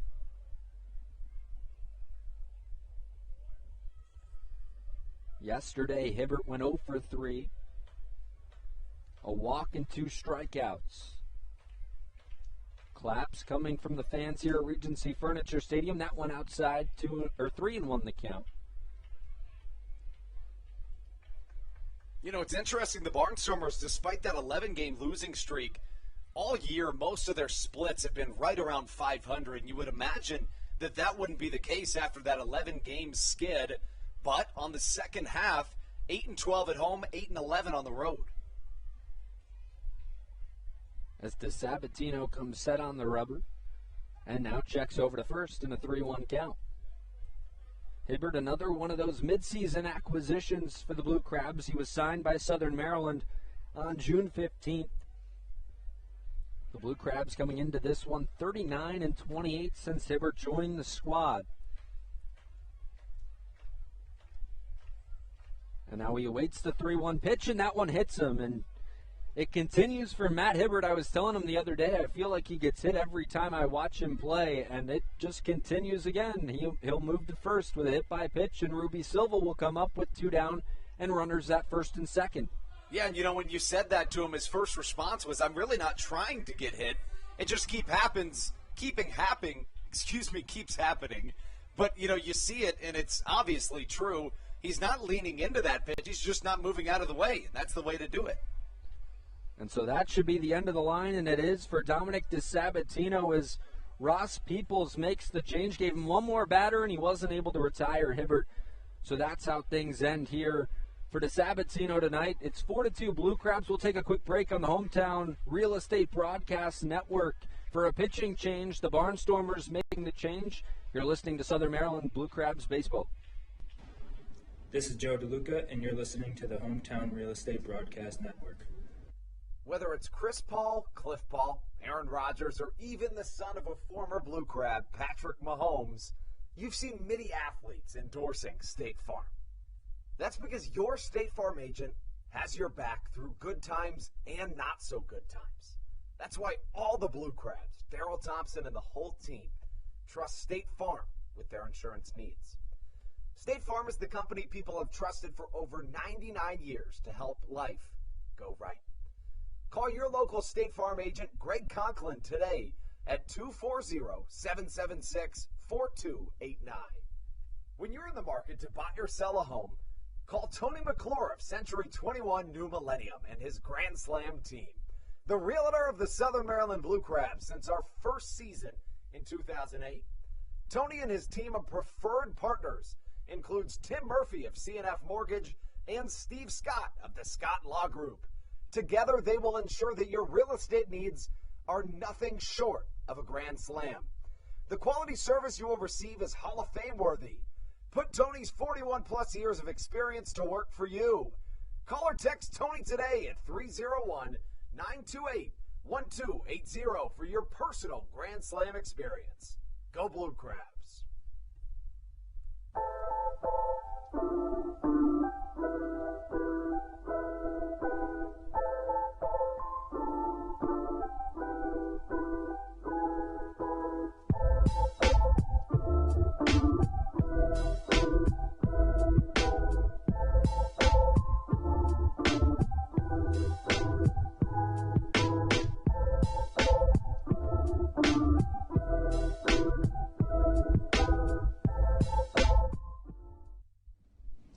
This is Patrick Baker, and you're listening to the Hometown Real Estate Broadcast Network.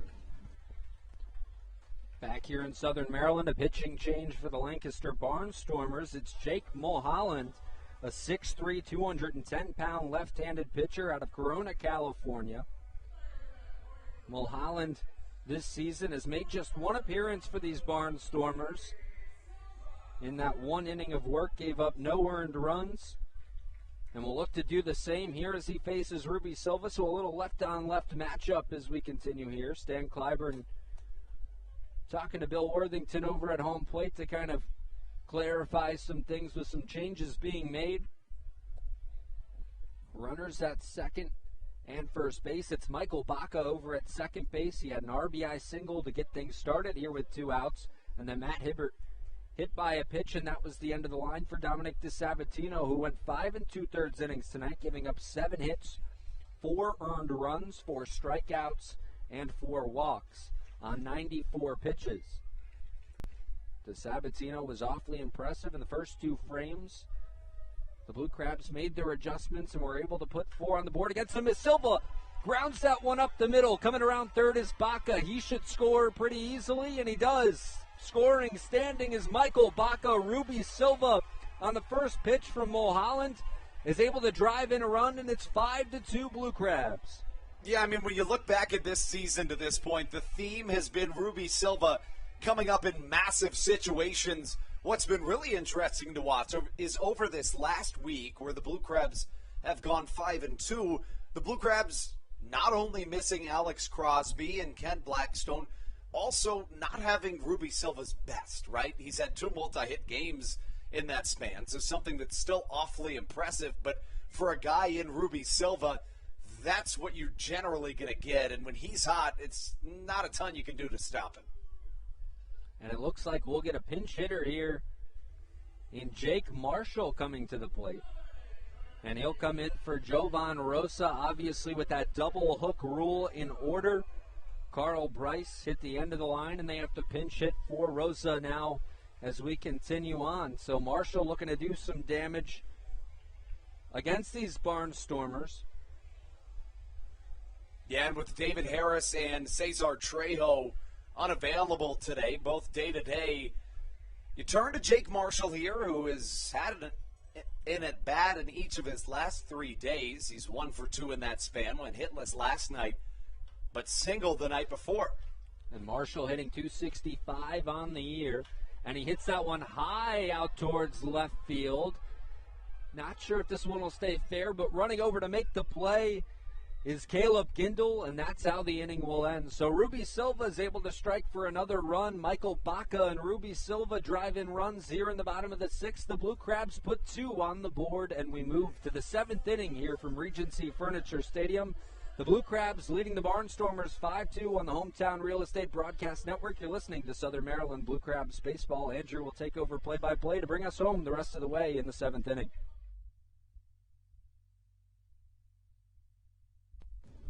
This is Matt Latos, and you're listening to the Hometown Real Estate Broadcast Network.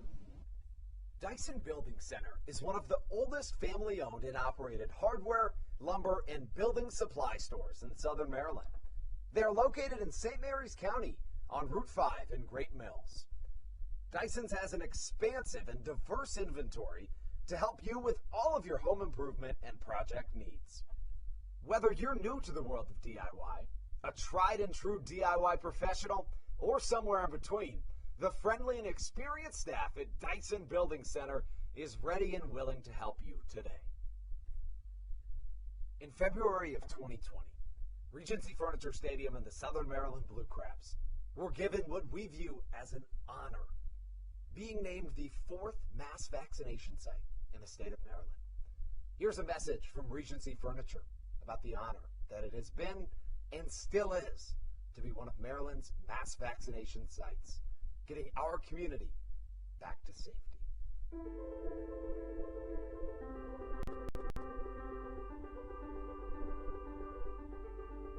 During these times of uncertainty, it helps to know there are things we can control to help ourselves and others. For me, it presents the hope that soon enough, my friends and family will be together again.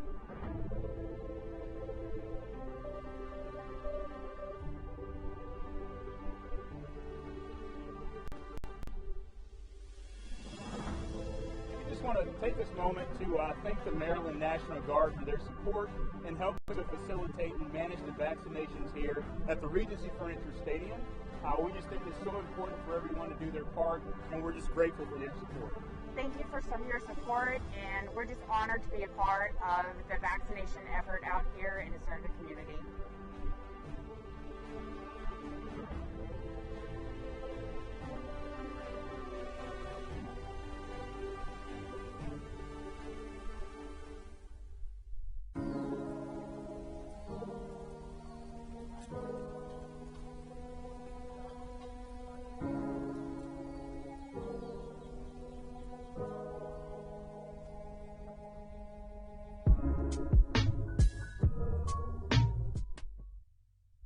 This is Jake Marshall, and you're listening to the Hometown Real Estate Broadcast Network.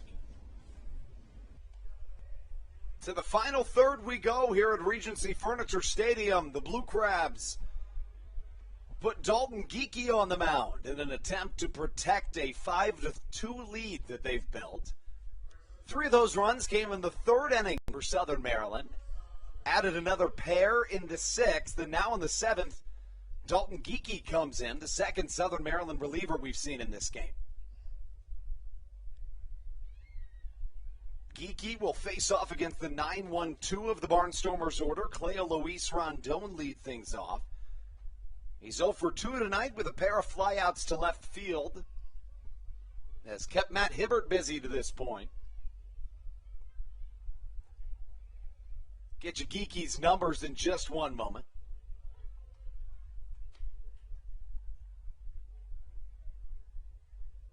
Geeky this season, a little better on the road than he is at home. A 5.71 ERA here at Regency Furniture Stadium, but the number's really good on the year. A 3.96 earned run average for Geeky. Curveball in there for a strike. The count 0-2 to Rondon. Geeky, high strikeout guy, more than a strikeout per inning pitched. Doesn't walk all that many batters. Had a stretch in which, in 3 appearances, he walked 7 batters. But outside of that, really low walk numbers on the season. Something you like to see out of your bullpen. Ground ball up the middle. Nathan's on the run. A big stretch from Josh McAdams makes the difference and is good for out number 1. And what a play by Tucker Nathans. We mentioned the utility guy recently acquired by the Blue Crabs. In there, Ruby Silva had been playing second for a while. Makes the backhand play. Wasn't sure if he got enough of it on the throw, but he got him just in time. Look across the league right now. The Long Island Ducks now 4 runs ahead of the York Revolution. They're in Central Islip. 7-3 the score. The High Point Rockers have extended their lead on the Gastonia Honey Hunters, now up 9-2. And in West Virginia, the Power trailing the Lexington Legends by a score of 6-0. Melvin Mercedes comes up to the plate. Mercedes 2 for 3 tonight with a pair of singles.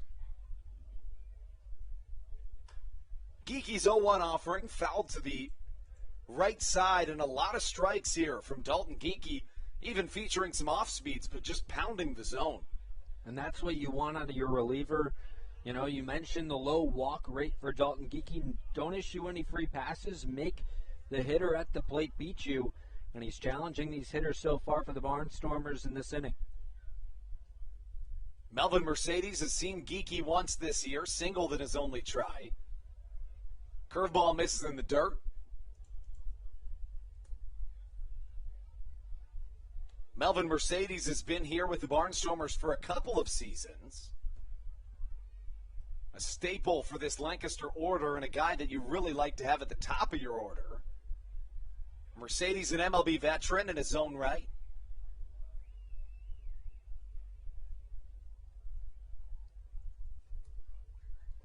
A ball and 2 strikes, a curveball, swung on and missed. Good speed, though, forces a quick throw, and it's out number 2. I beg your pardon, and this has slipped me up before as well, but he's not an MLB veteran. Believe it or not, in the last 5 years, there has been 2 Melvin Mercedes in professional baseball.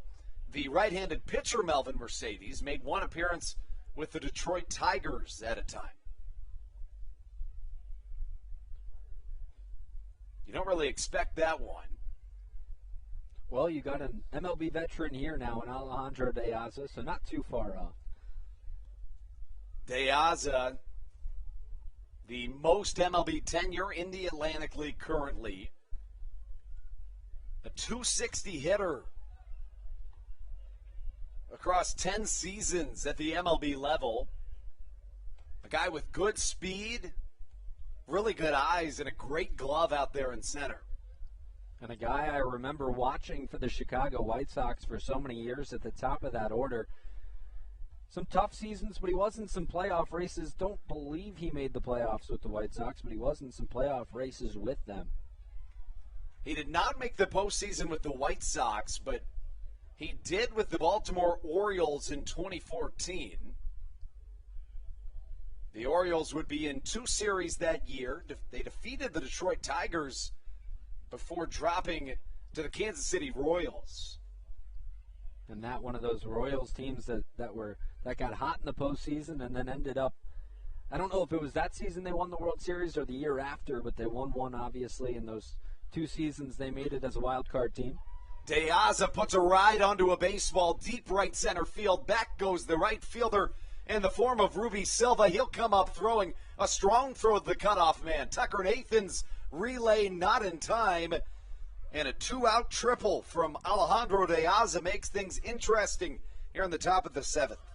And you mentioned the speed of Alejandro De Aza, and he looked like he hit almost a second gear coming around second and running towards third. So De Aza with the speed, able to hit one out to the wall out in right center field and get 3 bags out of it and put the Barnstormers in a position to possibly put a run across with 2 out here in the top of the 7th. If it happens, it'll have to happen through Kelly Dugan in some way, shape, or form. Dugan 1 for 3 tonight, but has reached twice. Reached on an error by Tucker Nathans back in the first, and then hit a solo home run. That was in the top of the 3rd, and it was the first run scored in this entire game.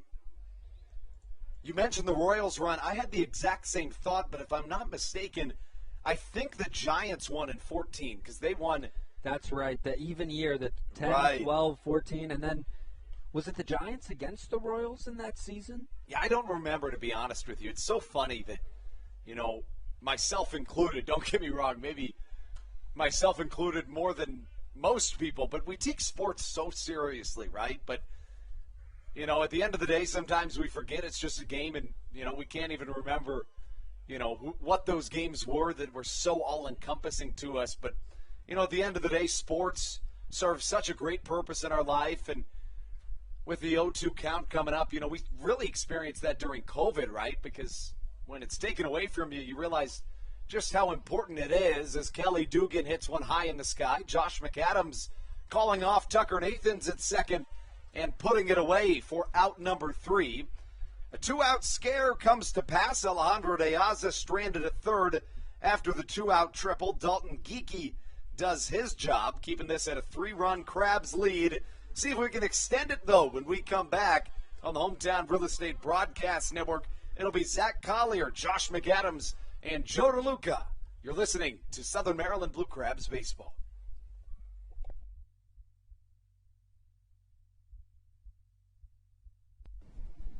This is Andres Viceno, and you are listening to the Hometown Real Estate Broadcast Network. American Radiology is the clear choice for all of your medical imaging needs. With locations in Charles and Calvert counties, they offer a full range of imaging services. Some of their latest innovations included 3D mammography and wide-open MRIs for our claustrophobic patients. For your convenience, they even offer extended weekday hours and Saturdays. For more information or to schedule an appointment, visit their website at AmericanRadiology.com. 2020 was a year unlike any other for everybody. Quickly, the Southern Maryland Blue Crabs came to the realization that baseball must take a backseat to humanity. Immediately, the Blue Crabs staff and all of Crustacean Nation teamed together to provide COVID-19 tests and eventually vaccinations. Southern Maryland's hometown team also hosted food drives, blood drives, backpack drives, toy drives, and so much more, all to help their community.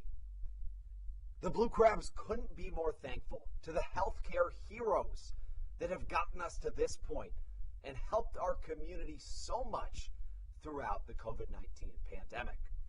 That's why this season is dedicated to our healthcare heroes. Each Saturday night, we will have a healthcare hero, a local healthcare professional, throw out the first pitch of the game and be honored. That's why in 2021, all season long, healthcare professionals get $5 tickets to every single Blue Crabs game. Thank you so much, healthcare heroes, for all that you have, are, and will continue to do for our community.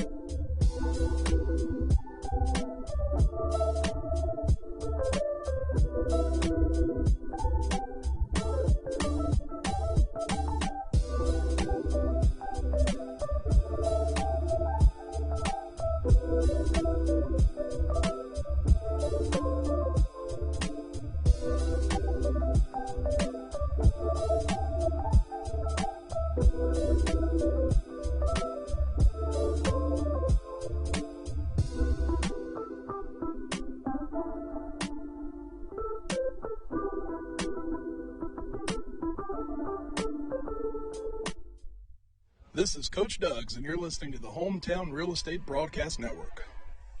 Seventh inning stretch has come and gone as we take you into the bottom half of the seventh inning. The Blue Crabs played it 2 in the 6th. See if they can add on in the 7th. This was Zach Collier's spot in the lineup, but Collier seemed to have exited the field of play with the athletic trainer, certainly wishing him the best. David Harris, who did not start the game today, was going to get a day off, comes in Collier's spot. Assume that he moves to the outfield as well. Probably Silva going to center. First pitch swung on and missed. 0-1 the count to David Harris. Of course, David's been really good in this homestand. He and Zach Collier have been the two key components to a 5-2 record to this point in the stint. Yeah, and you hope that Zach Collier's okay because the Blue Crabs need him in this stretch run to the postseason. High fly to the right side. Harris jogging to first and watching Ladarius Clark catch for out number 1. Yeah, but you said it. I mean, a huge component to this Blue Crabs team in so many ways. Not just a leader, but also plays the game the right way. Can give you great offense and great defense. And you have to wonder that play early in the game that he made out in center field, the outstretched diving play, maybe got a little banged up on a play like that and something that lingered throughout the course of the game. That's the only situation I can remember that I would think Zach Collier could have maybe tweaked something. He walked off under his own power, seemed like he was walking okay, but... Hot shot to the left side on a bounce. McAdams will be thrown out on a quick out number 2. Collier did miss a little bit of time earlier this season. Was injured on July the 3rd on Long Island and returned on August 1st. And you just think those big plays, you know, when you make those plays, they look nice. And, I mean, obviously you want the guy to make those plays, but a lot of times that's when you see center fielders get injured, those diving plays, and you've seen center fielders and outfielders just in general in baseball deal with some nagging injuries because of running into walls out there and making some of those diving plays. It's tough to kind of control your body as you go to make that catch. Yeah, it's true. You know, certainly a risky play, but, you know, I would certainly love to see him do it 10 times out of 10. I'm sure, you know, you would too, and Zach probably thinks the same, but you know, you're right. I mean, those are generally the plays in which you find some trickiness as Joe DeLuca comes to the plate, first time from the right side this evening. You know, there's so much right-handed pitching in the Atlantic League this year. Sometimes you forget DeLuca's a switch hitter. Yeah, there's no doubt about it. You know, it's something that I've kind of rarely noticed in my first week of being here, too.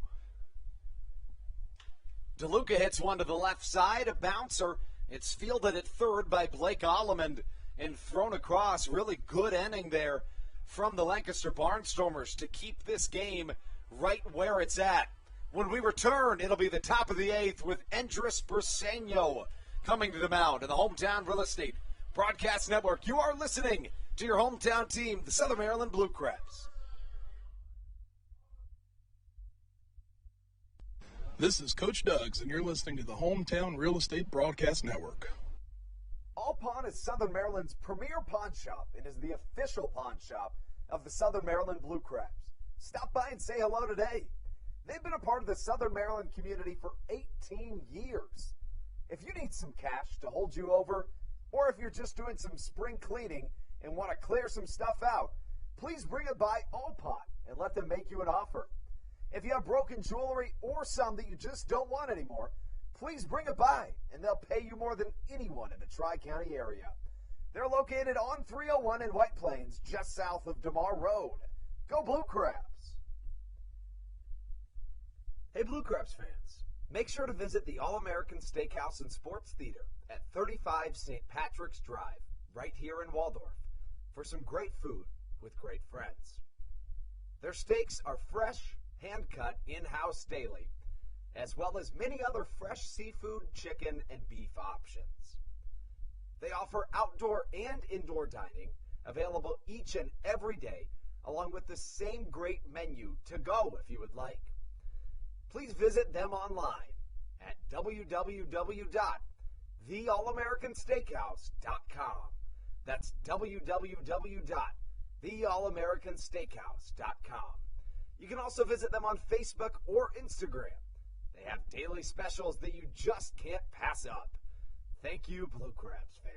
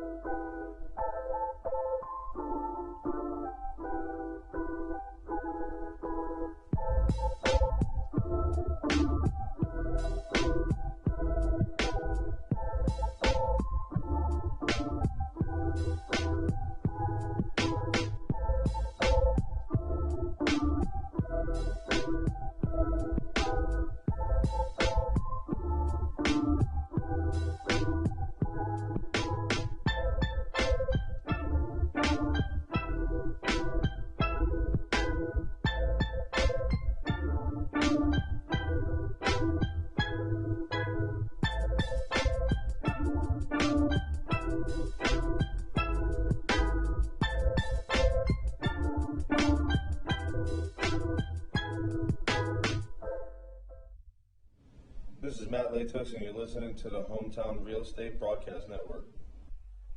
To the top of the eighth, we go in Southern Maryland. You know, for a long time, you'd talk about teams like the Yankees, and 3 or 4 years ago when they had Mariano Rivera and David Robertson and the like, and Adam Ottavino even, and the list goes on and on. But when you look at a team that has 4 really solid and reliable relievers, sometimes when your starting pitcher can only give you 5, which is more than acceptable, sometimes you just got to lean on all 4 of those guys for an inning apiece. To this point, the recipe has worked masterfully. Patrick Baker through the first inning of relief, hitless, no walks, 2 strikeouts. Dalton Geekie allowed a hit in an inning, but no runs and 1 strikeout. And now Andres Briseño, a guy with some of the best numbers in the Atlantic League this season. And it's because he pounds the strike zone with great velocity. Yeah, we talked in between the break, as that strikeout is recorded. We talked in between the break, though, about, you never want to say a game is a lock in a lot of ways, but it certainly feels that way when you're bringing in Briseño, and then obviously Matt Latos is already up and warming in the Blue Crab bullpen, so it just feels really good and feels like a playoff caliber back end of the bullpen for Southern Maryland. Yeah, no, you're exactly right, especially, as you look forward to the playoffs, as it seems like the curveball's working beautifully tonight. A swing and a miss from Caleb Gindel. You don't see that all that often, but, you talk about this back end of the bullpen, and, if you're looking forward to the playoffs, I think it's fair to say that, let's say somebody doesn't have their best day, right, and is going to give you 5 innings and you exit with a slim lead, basically like we saw tonight. That's going to happen, especially in the postseason. So to be able to come out here and go Baker, Geekie, Briseño, and then Latos, having that recipe seen out and actually in person, in theory it makes a ton of sense, but in practice it's made just as much. Having these guys is nothing short, like you said, I don't want to say a lock, but it feels just that way. Soft tapper to the right side. McAdams gloves it and steps on first for a quick out number 2.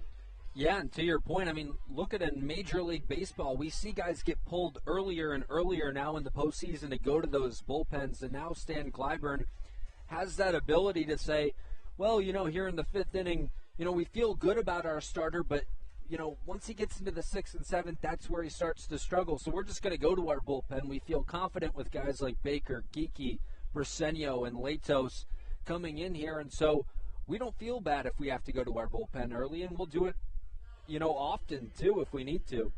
I got a really cool stat here for you that I know you're going to love. Devon Torrance, the pinch hitter right now, has not always been a professional baseball player.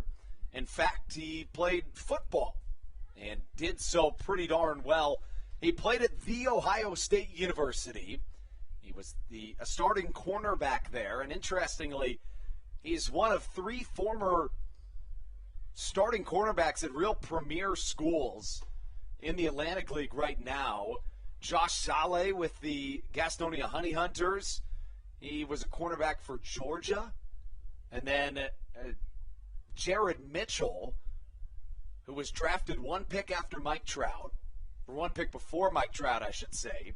Jared Mitchell got a ring with the LSU Tigers football team and their baseball team. So pretty cool stories. Yeah, no doubt about it. Always interesting to see, guys who are able to make that transition from football to baseball. Speaks to how great of an athlete they are, and especially when they go to Ohio State. We like to hear that too. He did end up making an NFL practice squad, but never any further than that. Also played in the Canadian Football League. If I'm not mistaken, he was on the practice squad with the Minnesota Vikings. But was also a 16th round draft pick by the Houston Astros. So when football didn't work out, he ended up making it back to those ranks. And you think about, a guy in Kyler Murray in the NFL now who made the transition from baseball to football. A lot of people thought he was going to go down the baseball route. So it's just kind of interesting to see how guys are able to interchange between different sports. And what an inning we see here from Andres Briseño. Quickly, 3 up and 3 down, 2 strikeouts in the midst. As we head to the bottom half of the 8th inning, Southern Maryland still trying to protect that 5-3 lead. Maybe add some more when we come back on the Hometown Real Estate Broadcast Network. You are listening to your hometown team, Southern Maryland Blue Crabs. This is Matt Latos, and you're listening to the Hometown Real Estate Broadcast Network. Dyson Building Center is one of the oldest family-owned and operated hardware, lumber, and building supply stores in Southern Maryland. They are located in St. Mary's County on Route 5 in Great Mills. Dyson's has an expansive and diverse inventory to help you with all of your home improvement and project needs. Whether you're new to the world of DIY, a tried and true DIY professional, or somewhere in between, the friendly and experienced staff at Dyson Building Center is ready and willing to help you today.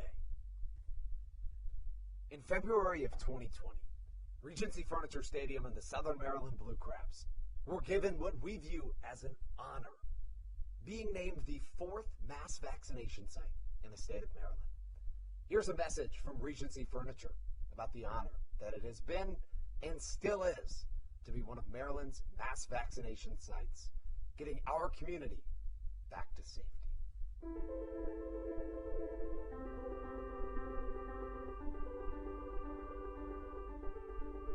During these times of uncertainty, it helps to know there are things we can control to help ourselves and others. For me, it presents the hope that soon enough, my friends and family will be together again.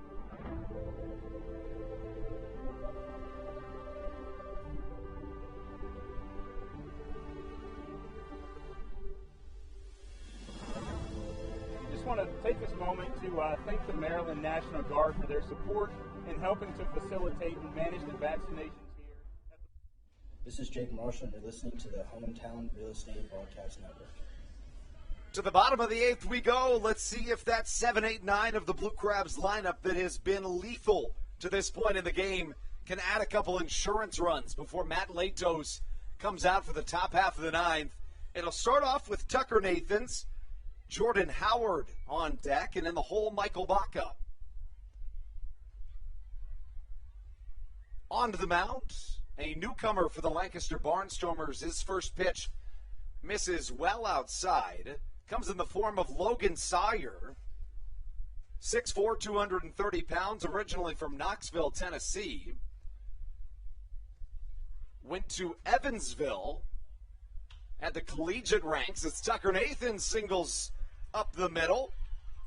And in both of his starts with Southern Maryland, he started off 0 for 3, but then singled in his last at-bat. So now he's 2 for 8 with Southern Maryland. And maybe Tucker Nathan's just getting comfortable here in Southern Maryland, able to run into a couple of hits. And, you hope that the recent acquisition can be valuable in that lineup for the Blue Crabs. And, speaking of an acquisition that's been pretty valuable in the lineup, Jordan Howard coming to the plate. Yeah, you talk about Jordan Howard, who started out really well with Southern Maryland, went into a 2-game mini slump, if you can even call it that. But now, back-to-back games in which he's reached base via the hit more than once And tonight, he's reached base all 3 times. He was hit by a pitch.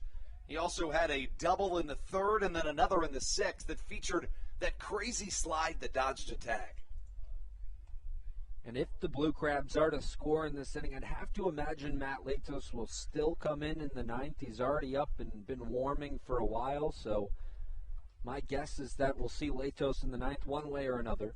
Yeah, I would tend to agree.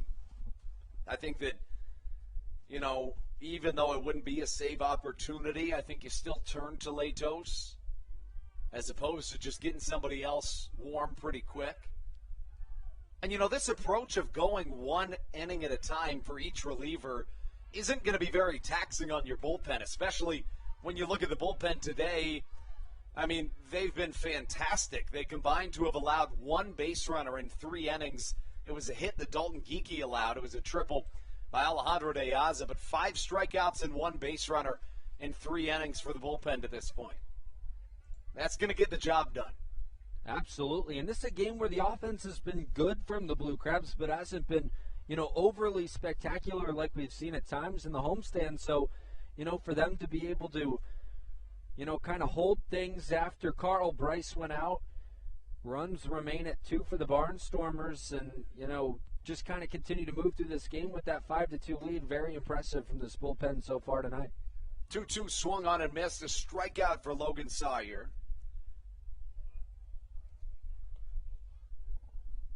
The starter tonight, Carl Bryce, in line for the win. 5 innings, 6 hits, 3 walks.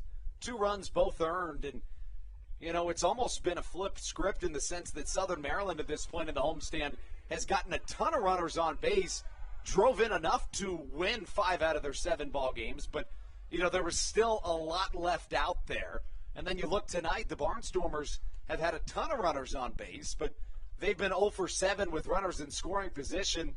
The Blue Crabs, not as many opportunities to bring in runs as they may have had in other games in this homestand, but they've come in clutch when they've needed to. 4 for 9 with runners in scoring position tonight.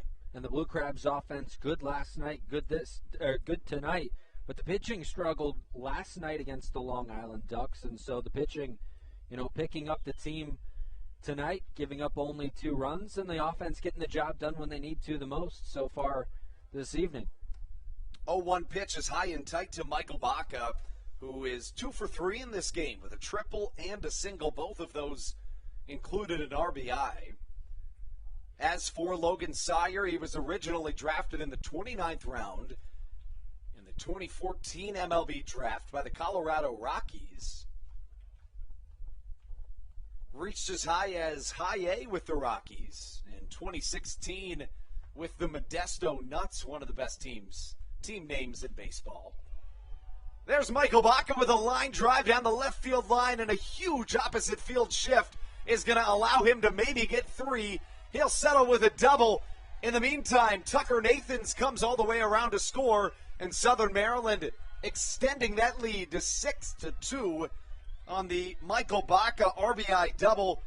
Not only is he a home run shy of the cycle, he also has 3/4 of a cycle in which he has an RBI in every hit. And what a night for Michael Baca, as you mentioned, and that time just taking it down the left field line, doesn't hit it all too hard, but just puts it down the left field line. It goes all the way to the corner, and another RBI from him, and a big night from the bottom of the Blue Crab order tonight. And, that 6-2 lead makes you feel even more comfortable, and as I mentioned earlier, I have to believe Matt Latos will continue on and be ready to go for the 9th inning as he continues to warm. That brings up Matt Hibbert. Yeah, the 8 and 9 batters for Southern Maryland tonight have had 8 plate appearances. They've reached base in 6 of those 8, and it includes 3 RBIs, 3 doubles, and a triple. It's just not production you see from the bottom of the lineup generally, but we can't say it's all that surprising for a Blue Crabs team that is just so deep top to bottom in the 1 through 9 order.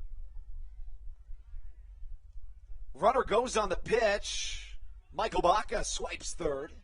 Check down to second. No, he did not go, as the count draws even at a ball and a strike. That was an interesting steal, too. He kind of slowed up initially, looked over at the catcher, and, drew no throw over to third. So Michael Bach able to get in easily over at third base, and now an opportunity, a sac fly will drive in a second run here in the bottom of the 8th inning.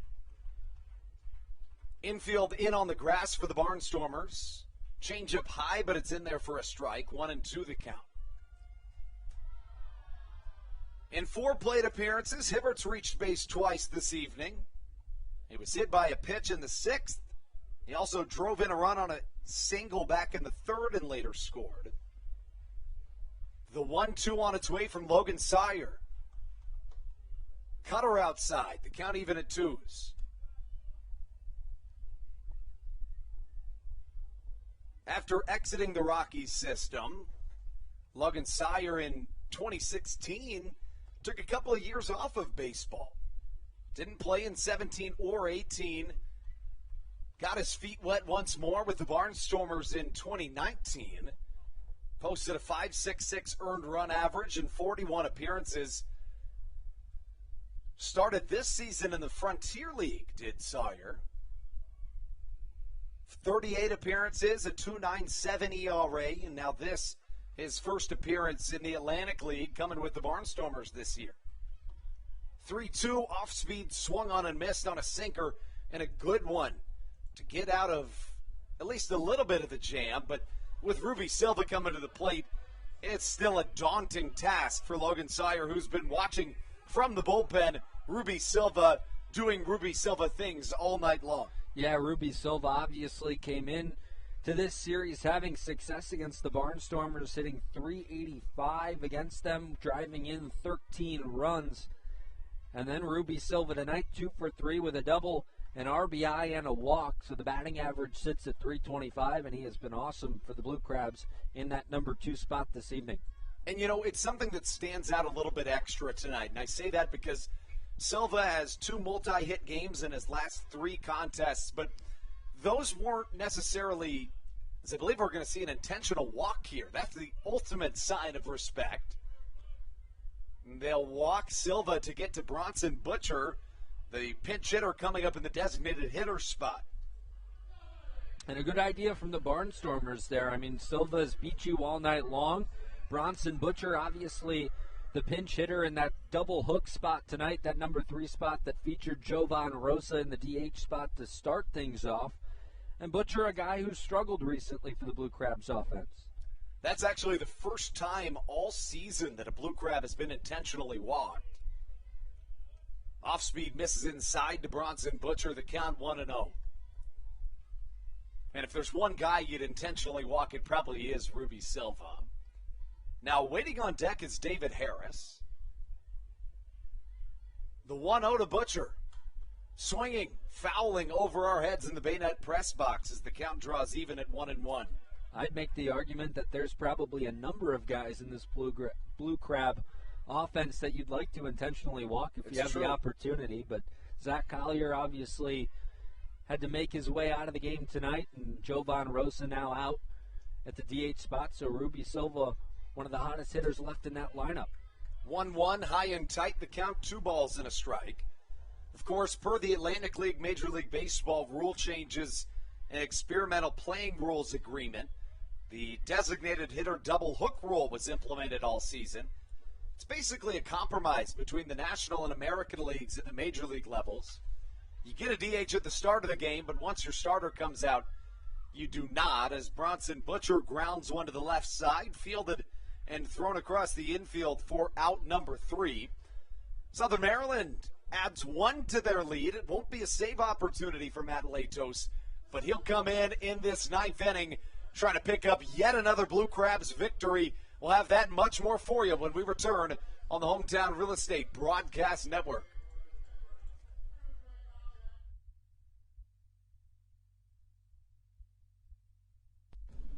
This is Matt Latos, and you're listening to the Hometown Real Estate Broadcast Network.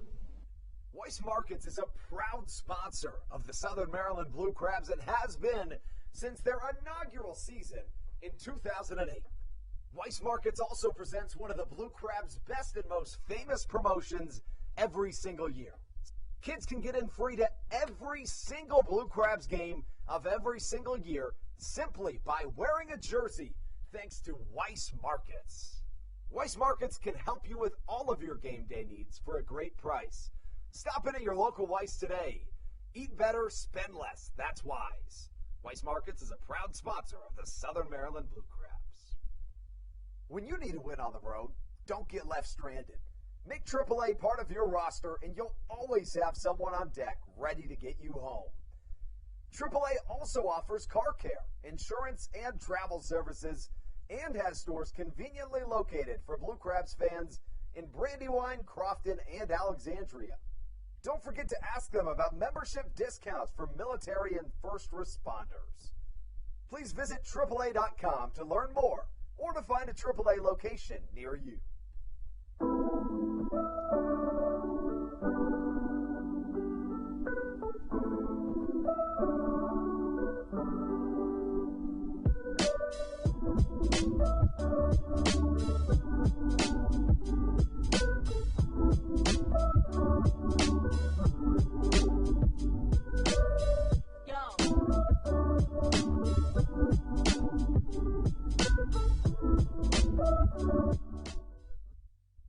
This is Matt Latos, and you're listening to the Hometown Real Estate Broadcast Network. Matt Latos welcomes himself into the ninth inning of action, a rare non-save opportunity for Matt Latos, but the Blue Crabs hold a 4-2 lead. And the 9-year MLB veteran Latos will face the 7-8-9 of the Barnstormers order. Yeah, we mentioned it. Latos was just already up and warming. We mentioned it in the last inning.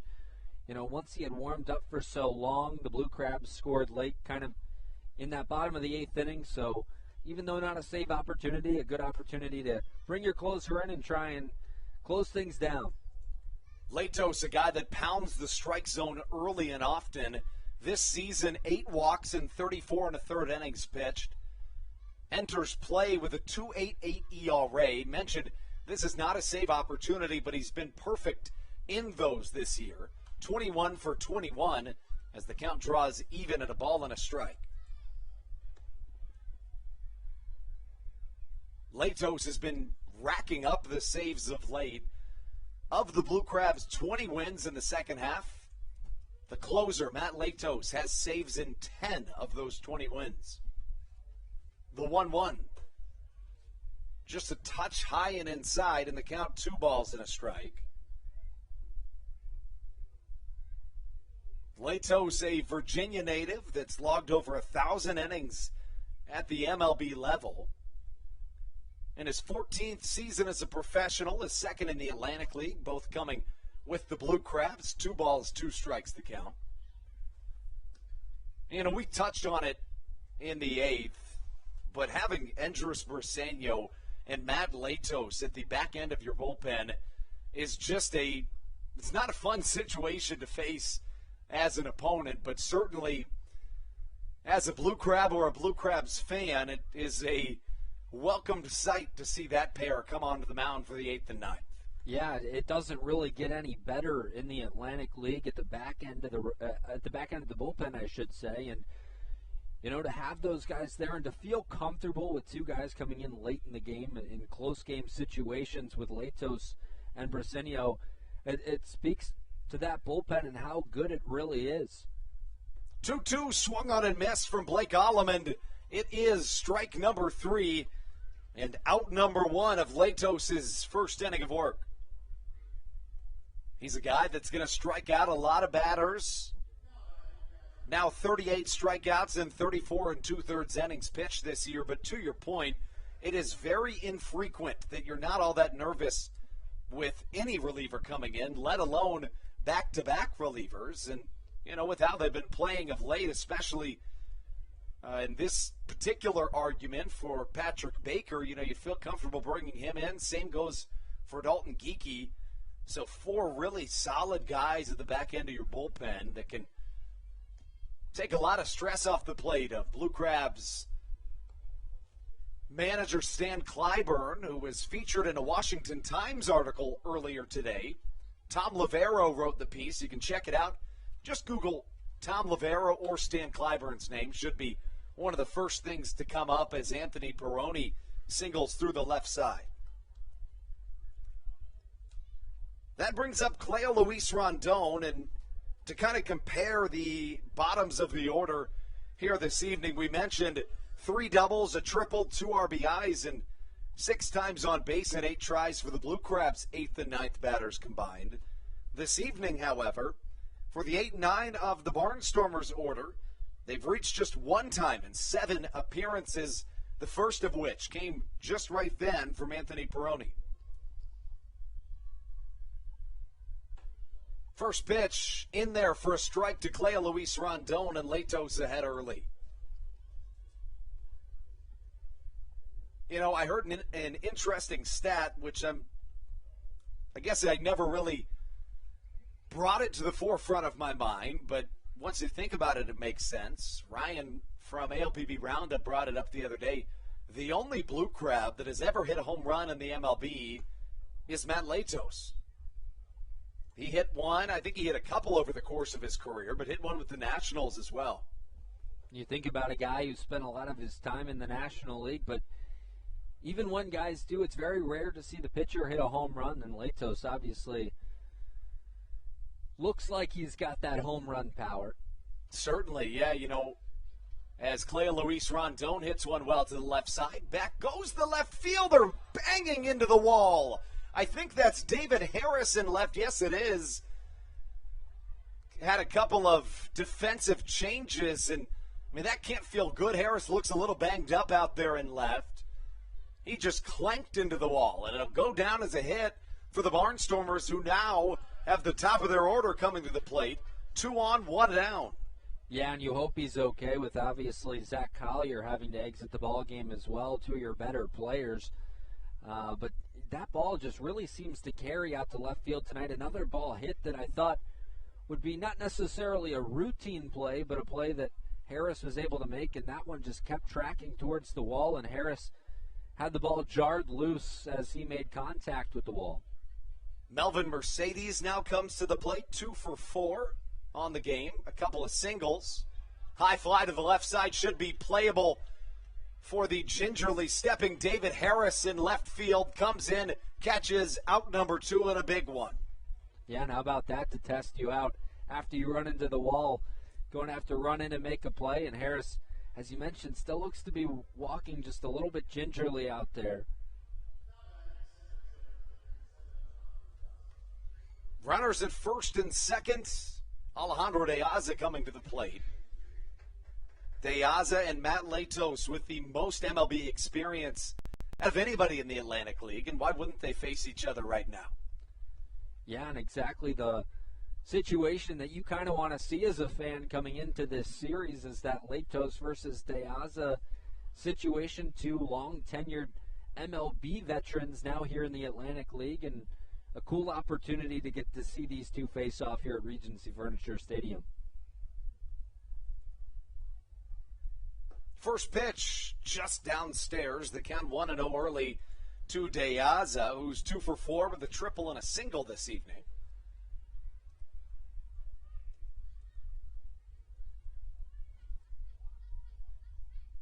De Aza and Matt Latos finding themselves in a situation they may not have foreseen as a chopper bounces off the heel of the glove of Josh McAdams. Latos covering. It's there. It's in time, and it's out number 3. The bat shattered to the right side. Doesn't matter as Matt Latos and Josh McAdams combine to secure this victory. The Blue Crabs on top, 6-2 here on a Friday night series opener.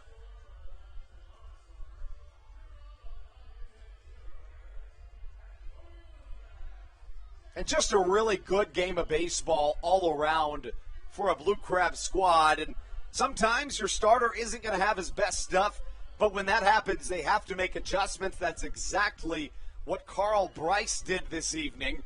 Carl Bryce, 5 innings pitched. He gets the win this evening. 2 runs, both earned. And then Stan Clyburn flipped it over to his bullpen that is just so dominant down the stretch. Inning number 6 belonged to Patrick Baker. Inning number 7 to Dalton Geekie.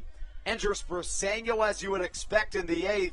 And then Matt Latos in the 9th inning. A 6-2 win on the backs of a really, really solid Southern Maryland Blue Crabs bullpen. And you have to credit Carl Bryce to begin with things here as we wrap things up, because that's a guy early in the game looked like it could get ugly for him pretty quickly. You credit the defense for making plays when they were needed the most early on in the game. Bryce is able to make the adjustments necessary to get himself through 5 with only, minimal damage done in the 2 earned runs, 5 strikeouts, 3 walks for him. And then you mentioned the bullpen. Phenomenal tonight in Patrick Baker, Dalton Geeky, Andres Persenio, and Matt Latos. And you got to feel pretty good right now if you're Stan Clyburn, knowing that, hey, if I've got a starter who can go 5 innings for me, I've got an opportunity to win a baseball game with my bullpen moving forward throughout the rest of the game. And that's got to feel pretty good, especially when you've got some guys who are really starting to make a push for that postseason rotations, or the postseason rotation spots, if, of course, the Blue Crabs get to that point. And we've seen some pretty good starts of late from Blue Crab starters, but also the bullpen coming up big when they've really needed them late in games. Yeah, that's the story of tonight's game, was the back end of that bullpen. A couple of big offensive games. Certainly Ruby Silva in that conversation. Named today the August Player of the Month in the Atlantic League. And then you look at Silva today, 2 for 3, also walked twice, doubled and drove in a run. The only other multi-hit effort was Jordan Howard, who has now back-to-back multi-hit games. He had a couple of doubles this evening. And I beg your pardon, Michael Baca as well with a multi-hit game. He went 3 for 4, a double, a triple, a single, 2 runs scored, and 3 RBIs. A big night all around here at Regency Furniture Stadium as the Blue Crabs pick up a really big 6-2 win over their Atlantic League North Division counterparts, the Lancaster Barnstormers. Yeah, and you mentioned Michael Baca there. In that 9 spot tonight, he was a part of really what kind of turned the tides for this Southern Maryland offense early. Jordan Howard with the double, Michael Baca drives him in, and then continued to consistently drive in runs as the game went on. And so those guys with the multi-hit efforts, and Howard, Baca, and Ruby Silva really coming up big. And then the clutch hitting, obviously, when the Blue Crabs needed to score runs, they were able to. And the pitching, absolutely phenomenal tonight from top to bottom. That will put a bow on a Blue Crabs victory. 6-2 the final score as Southern Maryland advances to 21-18 in the second half. 52 and 47 overall. As for the Barnstormers, they dropped to 16-24 in the second half. 46 and 54 overall on the season. For Brendan Casera and Matthew Hargrove, signing off, Andrew Banstra from the Hometown Real Estate Broadcast Network, putting a bow on a Blue Crabs 6-2 win here at Regency Furniture Stadium. As always, we so appreciate you spending your time with us on a Friday night as the summer comes to a wrap. We'll have Blue Crabs baseball once again tomorrow, same place, same time. 6:20 pregame with a 6:35 first pitch right here on your home for Blue Crabs baseball. Signing off once more, but a final message as always. Let's go Blue Crabs.